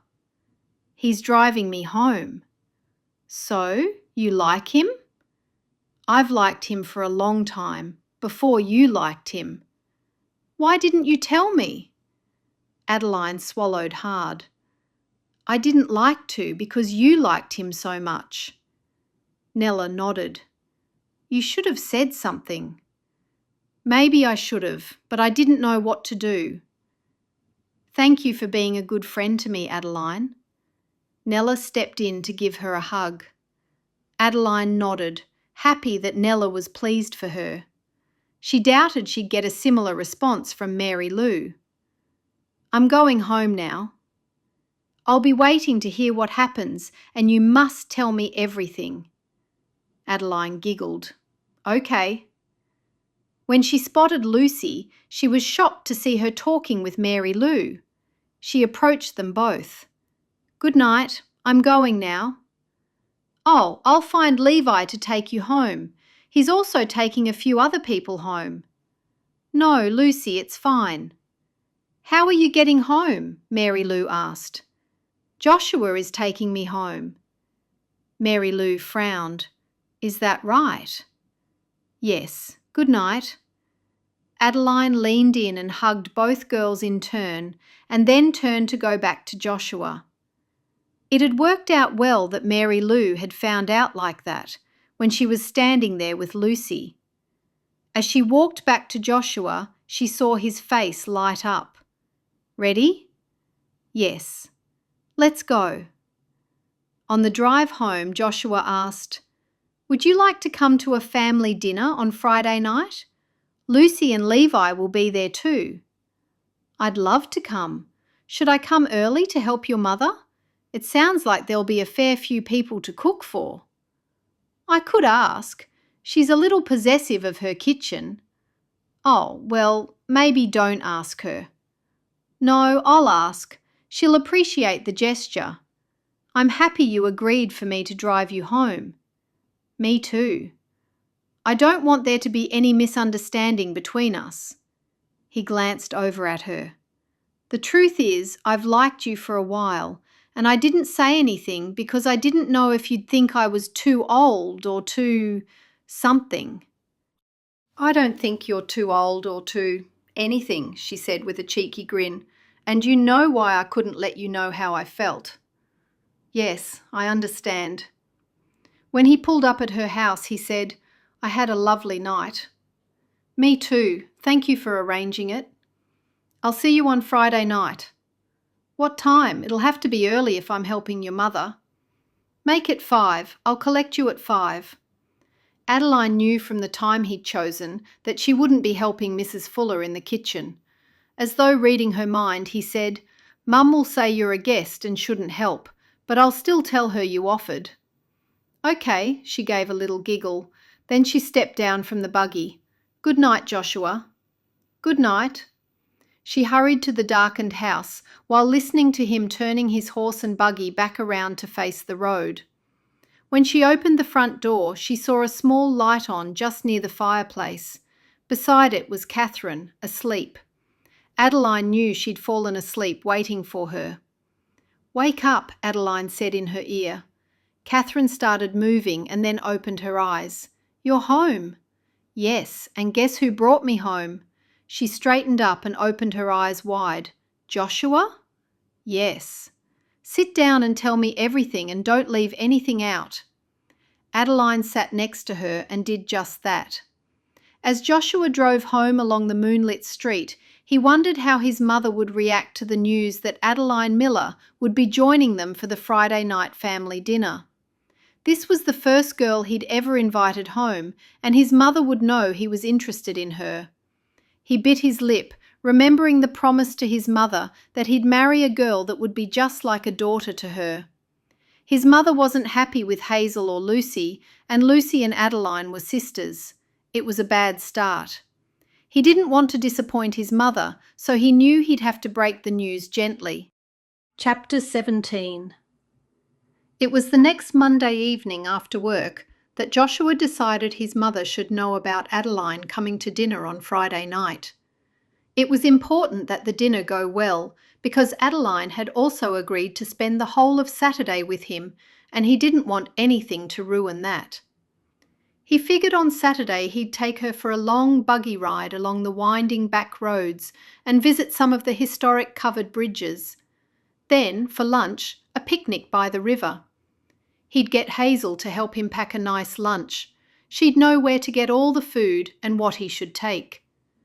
Hazel and Adeline got along well, so surely Hazel would be happy to help.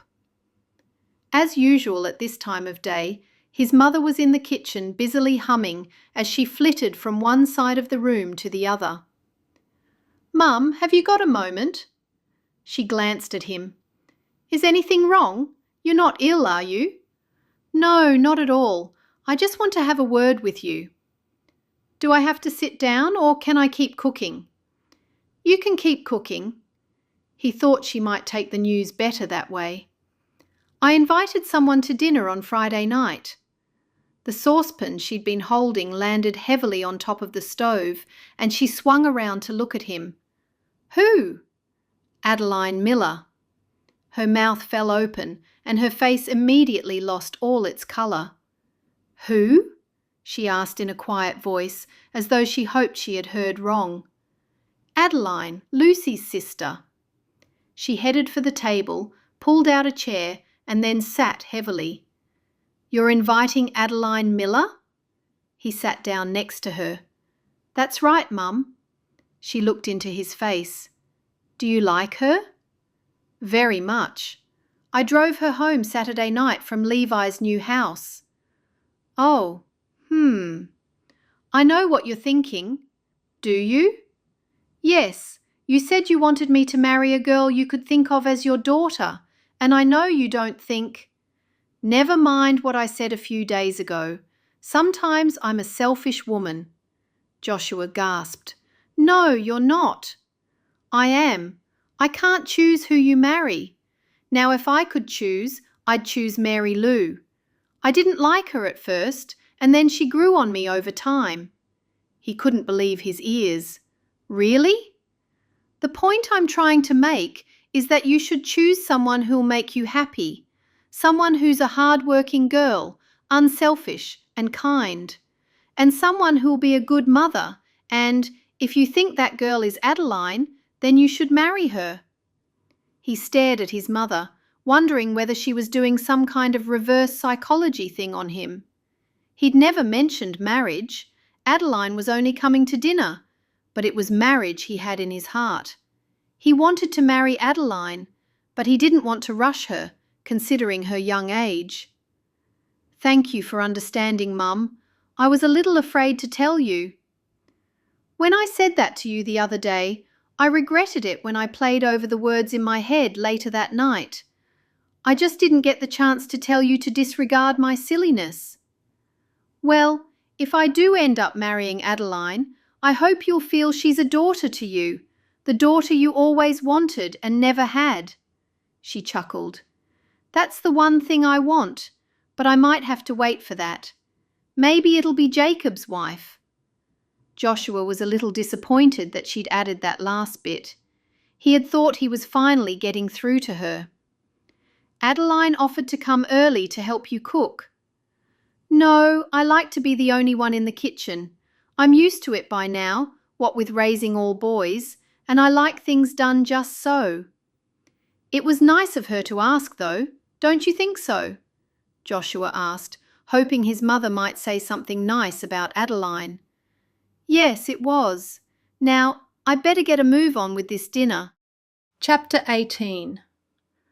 On Friday afternoon, Adeline anxiously awaited Joshua's arrival to collect her. Stop pacing, her mother said. He'll be here soon enough. Yeah, it's not even 5 yet. It's 10 minutes before. I know, but did he mean he'd collect me at 5, or should we arrive at his parents' house at 5? Relax and sit down, Catherine said. You'll use up all your energy, and you need to save it so you'll impress Mrs. Fuller with some sparkling conversation and witty repartee. Adeline scoffed. I don't think I'll have much of that happening. I figure it's best to keep quiet so I don't keep putting my foot in my mouth. From the couch, her mother turned to her. You don't need to impress anybody, Adeline. Just be yourself. You're a sweet young woman. You can't go wrong if you just be yourself. Thank you, Mum. Adeline put her fingertips to her forehead. It was burning. I think I'm coming down with something. No, you're not, Catherine snapped. You're just nervous, so your hands have gone cold. Pull yourself together. It's only a dinner, for crying out loud. Stop getting yourself worked up, her mother said. Adeline wanted to get away from both of them telling her what to do and how to behave. But if she went outside, it would look like she was waiting for Joshua, which she was, but she didn't want to appear too anxious. I'll get a drink of water. She headed to the kitchen, and as she took a swallow of water, she heard a buggy. It could only be either her father coming home from work or Joshua. Looking out the kitchen window, she saw Joshua's buggy. Catherine ran into the kitchen. He's here! I know, I saw. I'll wait up. Thank you. She hugged Catherine and then hugged her mother, who was now standing behind Catherine. Before she walked outside, she grabbed her black shawl from behind the door. It wasn't cold, but she found comfort in her soft shawl. When she opened the door, Joshua was halfway from his buggy to the house. Hello, Adeline. You look lovely. Thank you. Are you ready? Yes. Let's go. They climbed into the buggy and Adeline pulled the shawl to her stomach. She had no idea how she was going to eat. Her tummy was churning. As the horse pulled the buggy back out to the road, Joshua glanced over at her. Are you cold? No, she giggled. I guess I'm a little nervous. This is my security shawl. Don't be nervous. I'll be there, and Lucy will be there too. She nodded, feeling a little better. And don't worry about my mother. She looks fierce, but she's not. She's soft. Is she? Yes. Adeline wasn't so sure of that. I might be getting carried away and looking too far into the future, but both of us can't worry what people think about us being together. We're together? Did he mean they were dating? Courting? That's what I'd like, if that's what you want too. He stared at her, waiting for an answer. She allowed herself to relax a little. I do, and you're right about not being concerned about other people. My sister says I've done that too much. Catherine? Yes. She's quite wise for a young girl, I'd say. Is she still ill? I haven't seen her lately. She's getting better, but Mum's being a bit overprotective and won't let her out of the house. Ah, mothers, what would we do without them? Adeline laughed. They mean well. I've just realised you've got all boys in your family and I've got all girls. That's right. My mother always wanted a girl, but it wasn't to be. What about your mother? She's never really said. I think she wanted more children than 3, but it never happened. 3 children were a small number to have for an Amish family.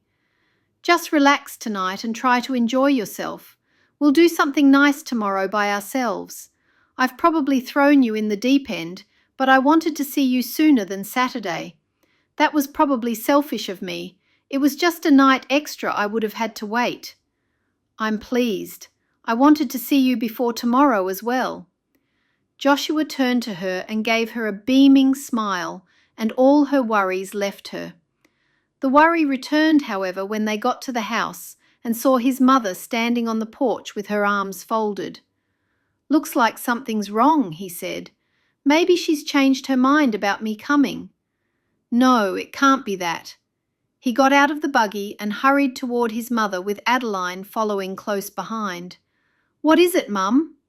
"It's Timothy. He's crashed his car.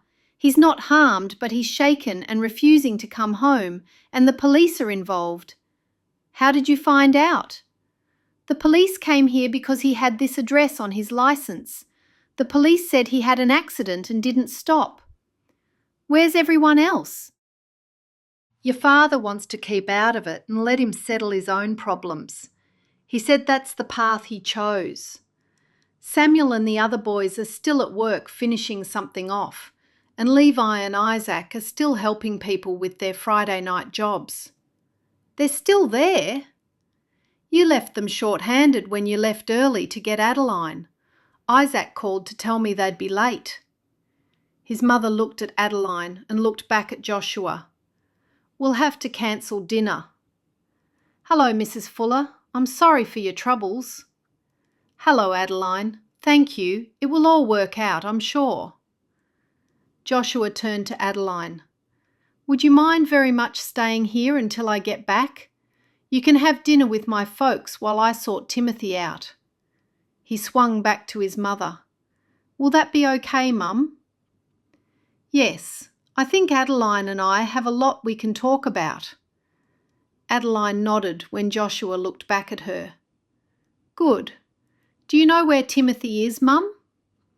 "No. He's either at the police station or at the place he and John live." "I'll make a few calls." He looked at Adeline. "You go inside with Mum and I'll see you later. Unless you'd like me to take you back home." "No, I'll be fine here. If that's okay with you, Mrs. Fuller." "It is. Thank you, Joshua. Also make some calls and cancel the family dinner. It'll only be the family who live here that eat here tonight, as well as Adeline." Chapter 19. While Joshua hurried to the phone in the barn, Adeline trudged up the front porch steps.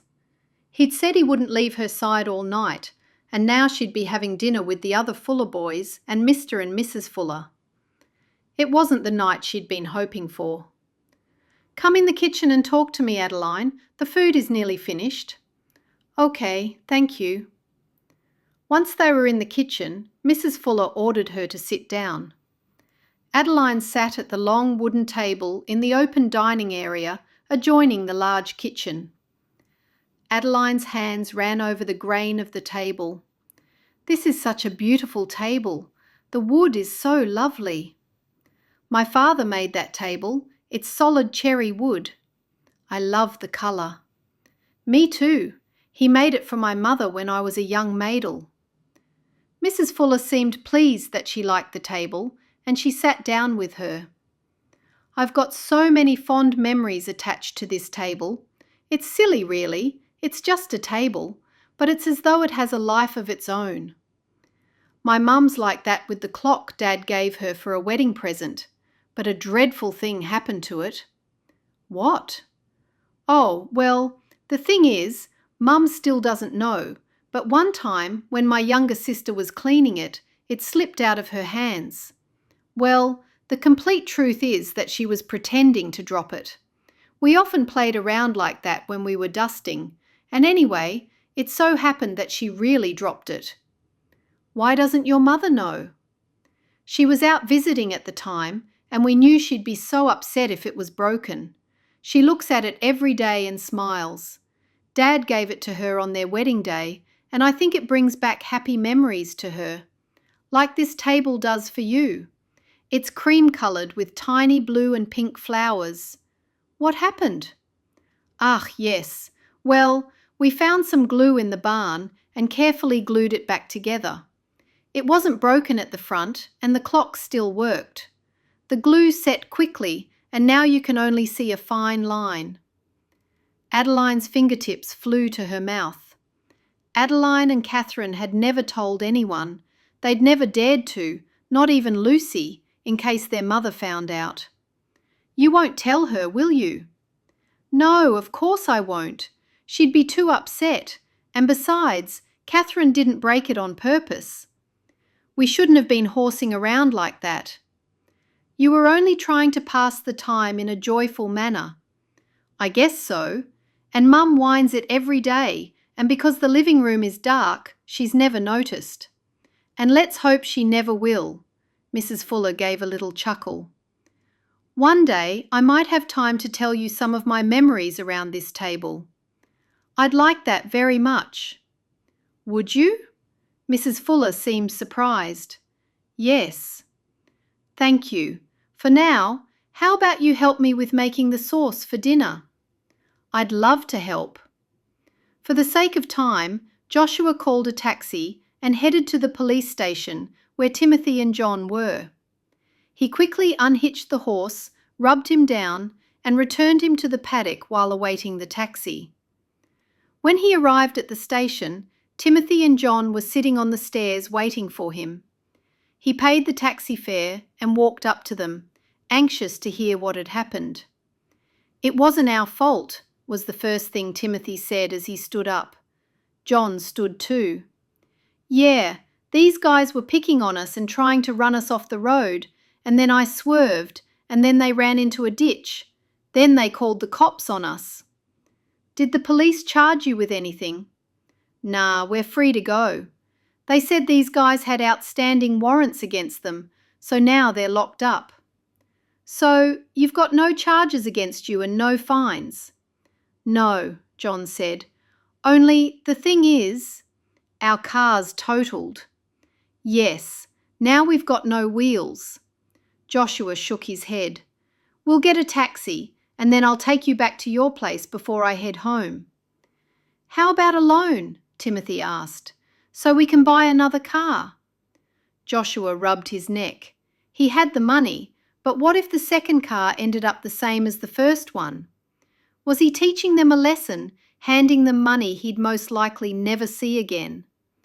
"Why do you need a car?" "To get to work," John said. "You get into too much trouble borrowing money. Better to save and buy something outright." "Don't worry," John said to Timothy. "I'll ask my folks." Timothy nodded. Joshua felt a little guilty refusing someone money when he had it to give, but he wasn't convinced they needed transport to get to work, since they lived within walking distance to their place of employment. And he had other plans for the money he'd been saving. Joshua called for a taxi, and when it arrived, he took the boys home to their apartment. John said, "Thanks for coming, Joshua." "Yes, thank you, Joshua," Timothy said. "You're welcome. Keep out of trouble now, both of you, okay?" The two boys nodded before they headed to their apartment building. Then Joshua's thoughts leaped directly back to Adeline. She must be feeling awkward, being there with his younger brothers, Jacob, Samuel and Benjamin, and his mother and father. He'd have to make it up to her, and their Saturday would have to be extra special. When Joshua arrived home, he saw Adeline sitting in the living room, happily talking while everyone listened. She stopped talking when she saw him, a smile lighting her face, and his mother jumped up and hurried over to him. "What happened?" she asked him. "Everything's fine. They weren't charged, but their car was destroyed. It wasn't their fault." "Are you sure they're okay? And how could it not be their fault?" "Yes, Mum, they're fine. Some Englisher boys were in another car, trying to run John, who was the driver, off the road. Instead, the Englishers went into the ditch, called the police, and tried to blame John and Timothy. Their plan backfired, though, because there were outstanding warrants against them, and the police knew they were troublemakers. So the Englishers are in jail, and there are no charges at all against John or Timothy." "Ah, good. Thank you, Joshua. I feel much better. I have your dinner hot in the oven for you. I made, Well, actually, it was Adeline who made your special onion sauce. Surprised, he looked over at Adeline. Really? Adeline, why don't you keep Joshua company in the kitchen while he eats his dinner? Okay. Don't forget to finish your story when you come back, Samuel said. I'll remember. Adeline rose to her feet and headed to the kitchen. Chapter 20. His mother got his food out of the oven and placed it on the table, and then she left the two of them alone. So, I come home and you're already part of the family, Adeline giggled. I've had a really good time. Your family is so nice. Thank you. I think so. He looked down at his food. Did my mother really allow you to help her in the kitchen? Yes, she did. She showed me how you like your onion sauce. He chuckled. I can barely believe it. I'll eat this and I'll take you home. We've got a big day tomorrow and it's late already. What are we doing? I'm still working out the finer details. I'm glad that Timothy didn't get hurt in the accident. Me too. I know Mum's worried about him. I am too. But we have to give him over to God. Adeline nodded. You're right. This is delicious sauce. Adeline laughed. I'm sure it's the same as you've had before. It tastes much better now that I know you made it for me. When Joshua finished his meal, they joined the family in the living room and Adeline told the rest of her story, from where it had been interrupted by Joshua's homecoming. Then Adeline said good night to his family, and the two of them slipped outside into the fresh night air. As they walked to the buggy, he took hold of her hand. Her hand fit in his as though it belonged. He wanted to share with her how thrilled he was that his mother liked her, but that would make his mother sound like an ogre. He knew Adeline was the one for him, and he'd known it for a long time. She was shy and caring, not bold and brash like some of the other girls he knew. This was the woman he wanted to have children with. When he reached the buggy, he looked down into her eyes as she looked up into his. I don't want to let go of your hand, he whispered. Then don't. A soft chuckle escaped his lips. I have to for a moment, so I can go around to my side and get into the buggy. Just for a moment. After they both got into the buggy, they joined hands again, and neither let go until they reached Adeline's house. I can't wait until tomorrow, he said. Me too. I'll be waiting. He gave her hand a small squeeze before he released it. When he saw she was safely inside, he headed back down the darkened driveway to the road. Catherine was asleep under a quilt on the couch. Adeline pulled back the quilt and woke her up so she could tell her everything that had happened that night. The girls stayed awake most of the night talking. Joshua arrived home to a dark house. Then a light was lit by the couch and he saw his mother and father sitting there, looking half asleep. Why aren't you two in bed? He asked.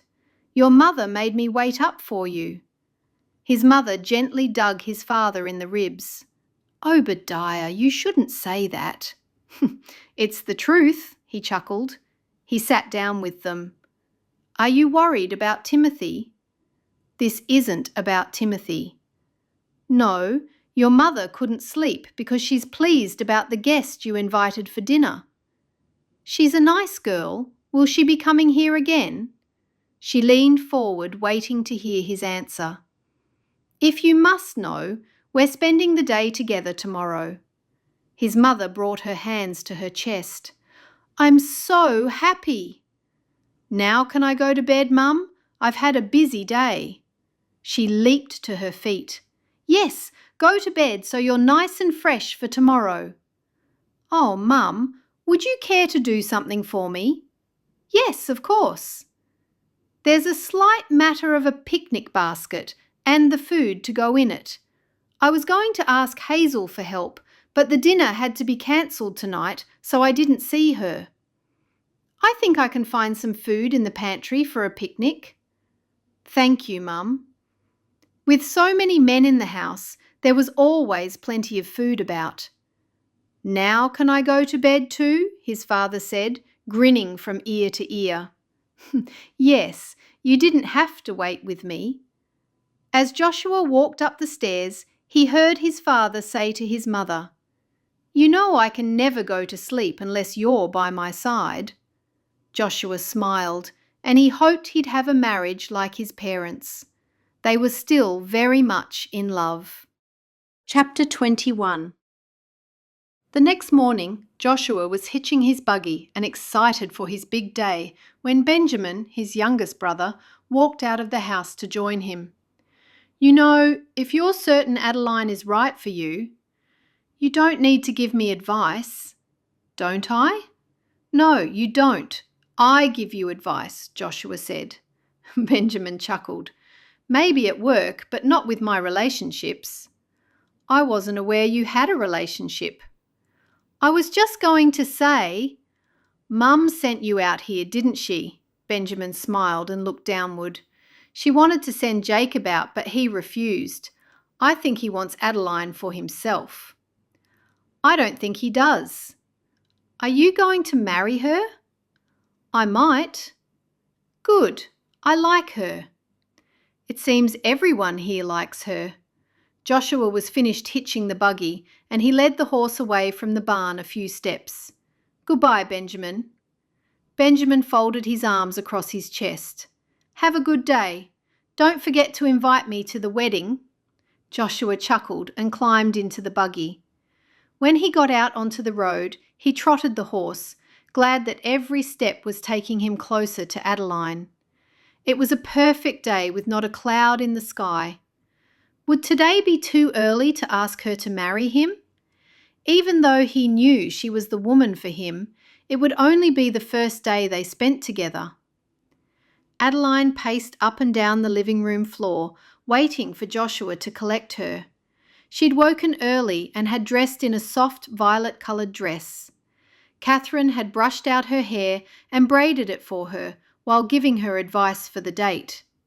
She didn't take much notice of her sister's advice, but listened just the same. Catherine had told her to be sure she didn't agree with everything he said, because other girls would have done that. Adeline was going to be herself. Her younger sister had also made sure her cape and apron were just so, and her cap was straight. When he finally arrived at her house, she said goodbye to her parents who were eating breakfast and went out to meet him. "Good day, Marie." "Good day, Marie, Joshua." She climbed onto the seat next to him. He glanced behind him. "I've got a picnic basket packed. My mother helped me with that. It's for later in the day. You've eaten, haven't you?" "I have. Have you?" "Yes."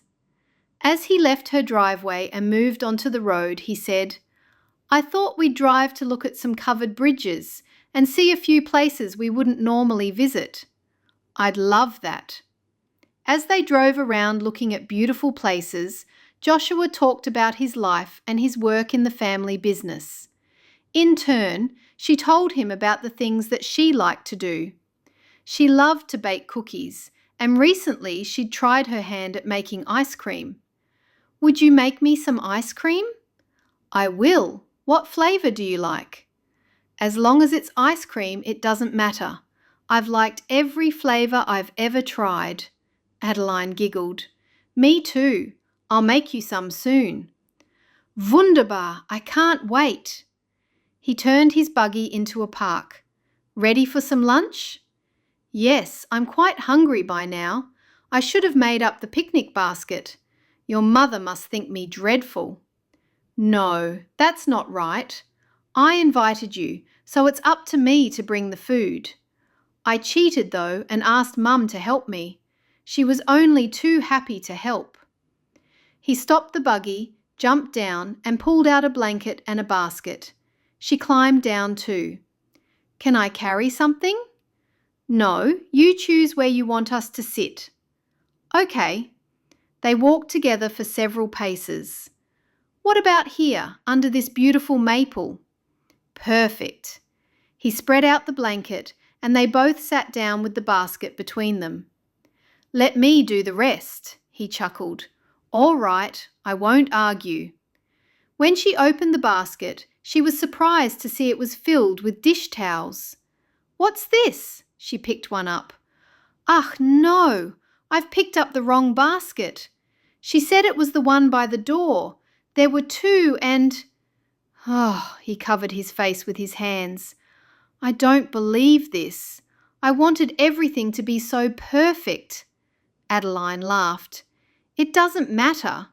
"Yes, it does. You must think I'm—" He shook his head. "I wanted to give you the best day, a day you'd love, and now I've ruined everything by rushing." "You were rushing?" He smiled at her. "I couldn't wait to see you this morning." "I couldn't wait to see you either." She lowered her gaze and knew her cheeks were flushing with colour. "Truly?" She looked back at him and nodded. "Adeline, I know you're still young, but when you're old enough, would you marry me?" She stared at him, not believing her ears. Even Catherine didn't suggest that he might say that. "Marry?" "Yes, it's a concept where you would become my wife and I'd become your—" "I didn't expect this." He drew his eyebrows together. "I'm sorry. It was silly of me to ask. This is only our first real date.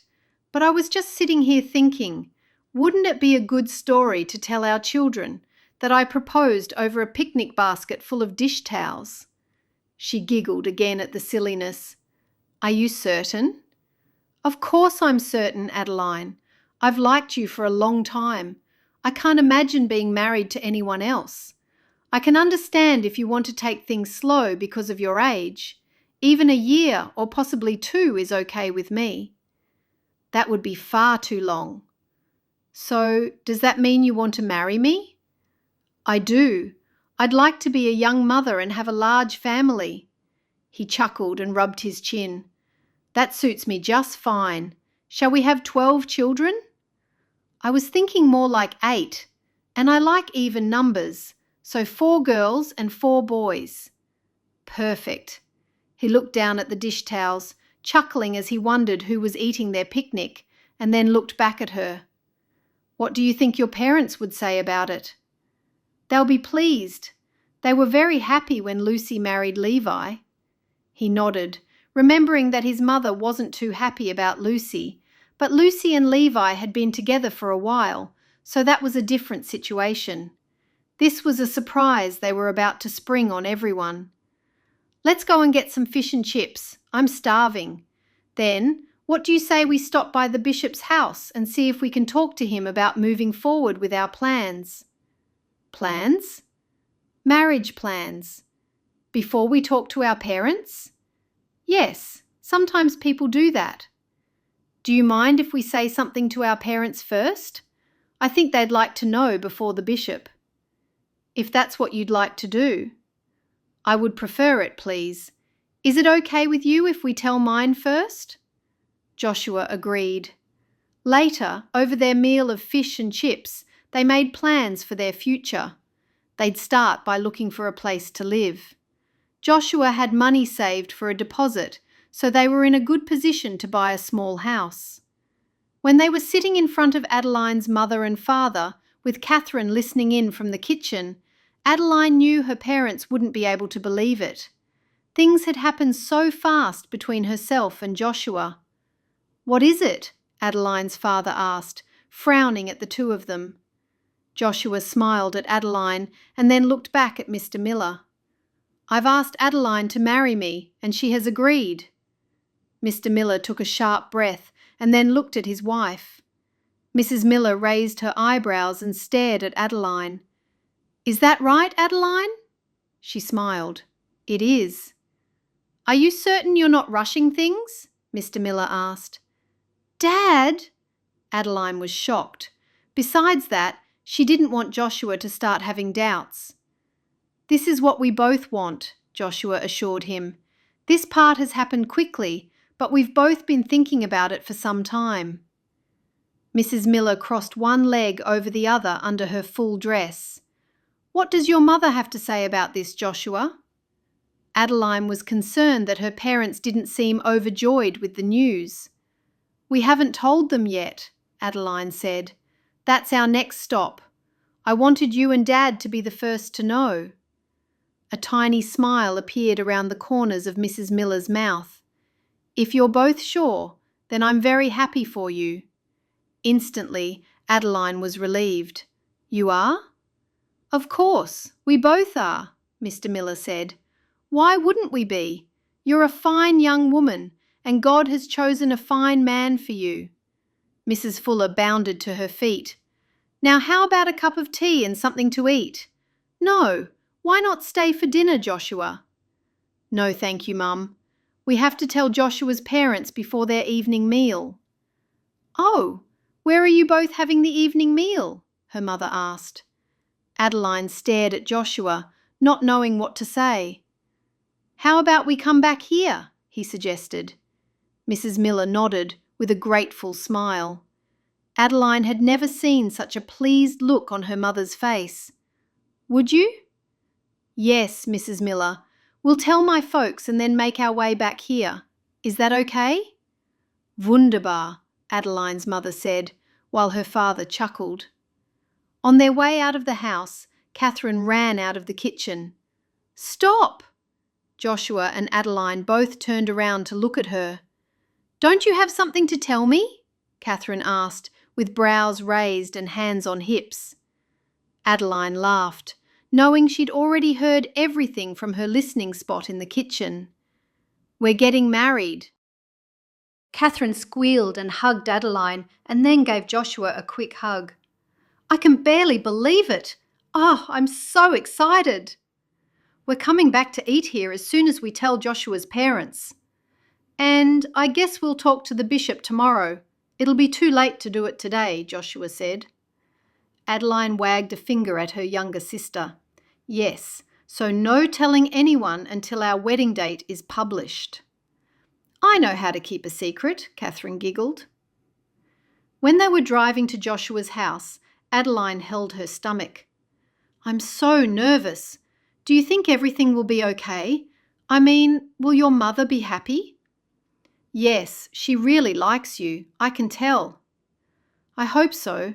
I like her too, Adeline sighed, but she might not like me as a daughter-in-law.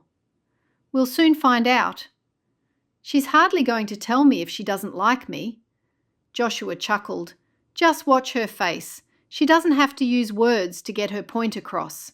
Don't worry, she'll be happy. I'm certain of it. He reached out and took hold of her hand.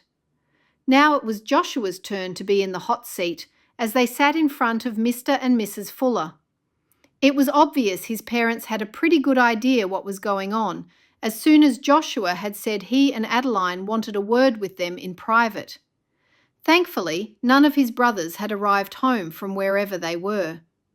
Joshua began, Mum, Dad, Adeline stared at Mrs. Fuller as Mrs. Fuller's eyes opened wide, hanging on to every word her third eldest son was saying.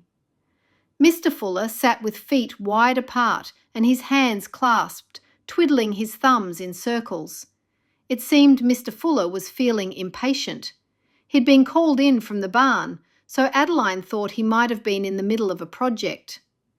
Now Joshua was the nervous one, and Adeline was tempted to tell them herself. It would have been a lot quicker. So we're both here today, Adeline and I, because we have something to tell you. Well, go on, tell us. We're both ready and waiting, Mrs. Fuller said to her son, and then shot Adeline a grin.